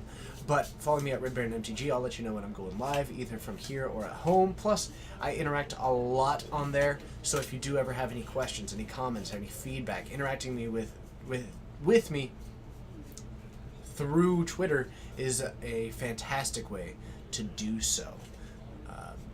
I tend to be pretty responsive on there, or I try very hard to be extremely responsive on there. So if you ever do need to reach out to me, definitely that's the place to do it. Whew. Yep, it's been a good night. It's been a great night. We've gotten to play Legacy. I wasn't here for the last Legacy stream, so I did actually miss it.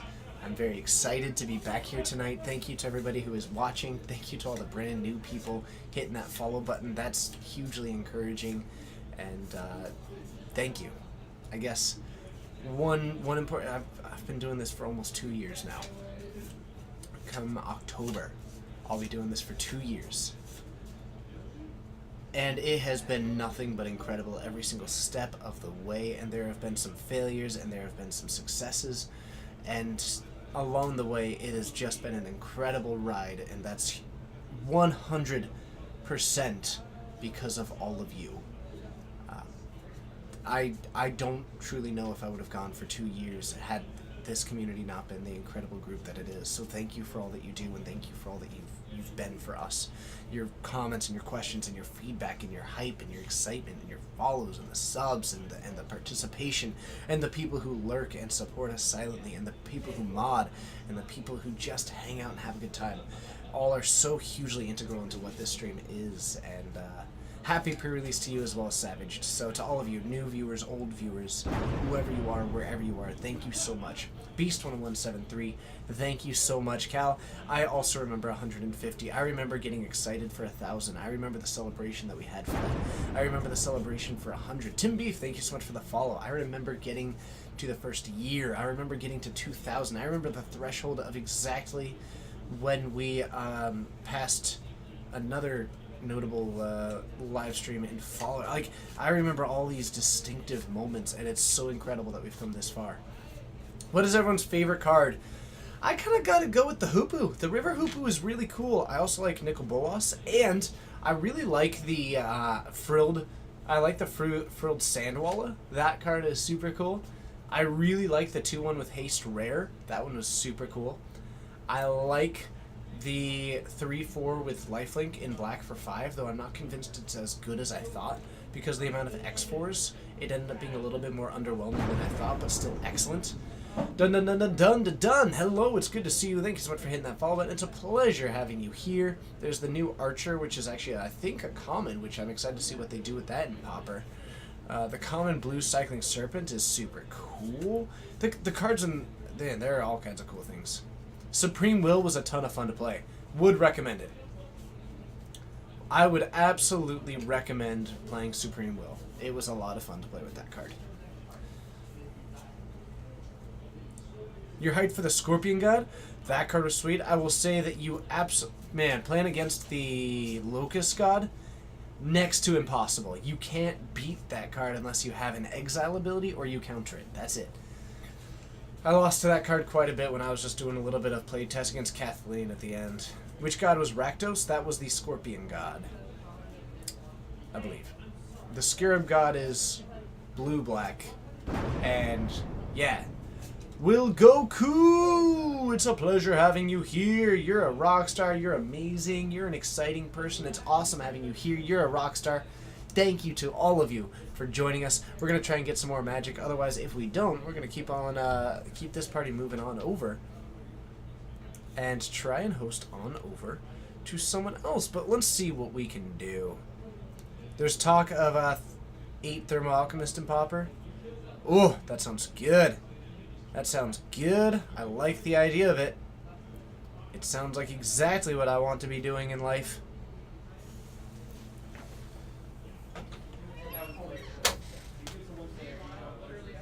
Hey, Texas. Is there going to be another match? No. Cool. Thank you. Yeah. Appreciate it. I guess that means it's it. That means it's time to get hyped for the pre-release, which I'm going to go get ready for. I'm going to be playing in, which means it's time to end this stream. Which is unfortunate, but you know what? That's the way that it goes sometimes. So I hope that you have all enjoyed the stream. We are going to be winding it down. Now is a great time if you have any questions, any comments, any feedback, anything like that, definitely let me know and I will try and answer them. Is it wrong or is it so incredibly right to double sleeve a pauper deck? Sure, do whatever you want. That's whatever you need to do. No, I know. All good things must come to an end, though. Oh, we will keep on doing more stuff. We will be streaming more in the future. If you haven't yet, hit that follow button to join us more in the future. There are a couple of live streamed pre-releases happening right now, and one of them is Top Deck Productions. It is another live stream, so let's go ahead and show them some support for what they're doing. And let's go check out that stream. So from all of us here at Geek Fortress. Check out, I'll try and tweet out what my pool is, or at least some of the cool cards that happen on my Twitter, so check it out. But from all of us here at Geek Fortress, whether it's good morning, good afternoon, good evening, or good night, stay amazing, be amazing, remember to smash evil, and let's go have some fun. Enjoy your pre-release, enjoy your weekend. I will see you all on Wednesday. There won't be a stream tomorrow, but I'll try and stream from home sometime in the meantime. So check out twitch.tv/RedBaronMTG in the meantime. And you're all amazing. I'll see you next time. Let's go raid into another live stream. Let's show them a good time. Bye everybody. Have a good night.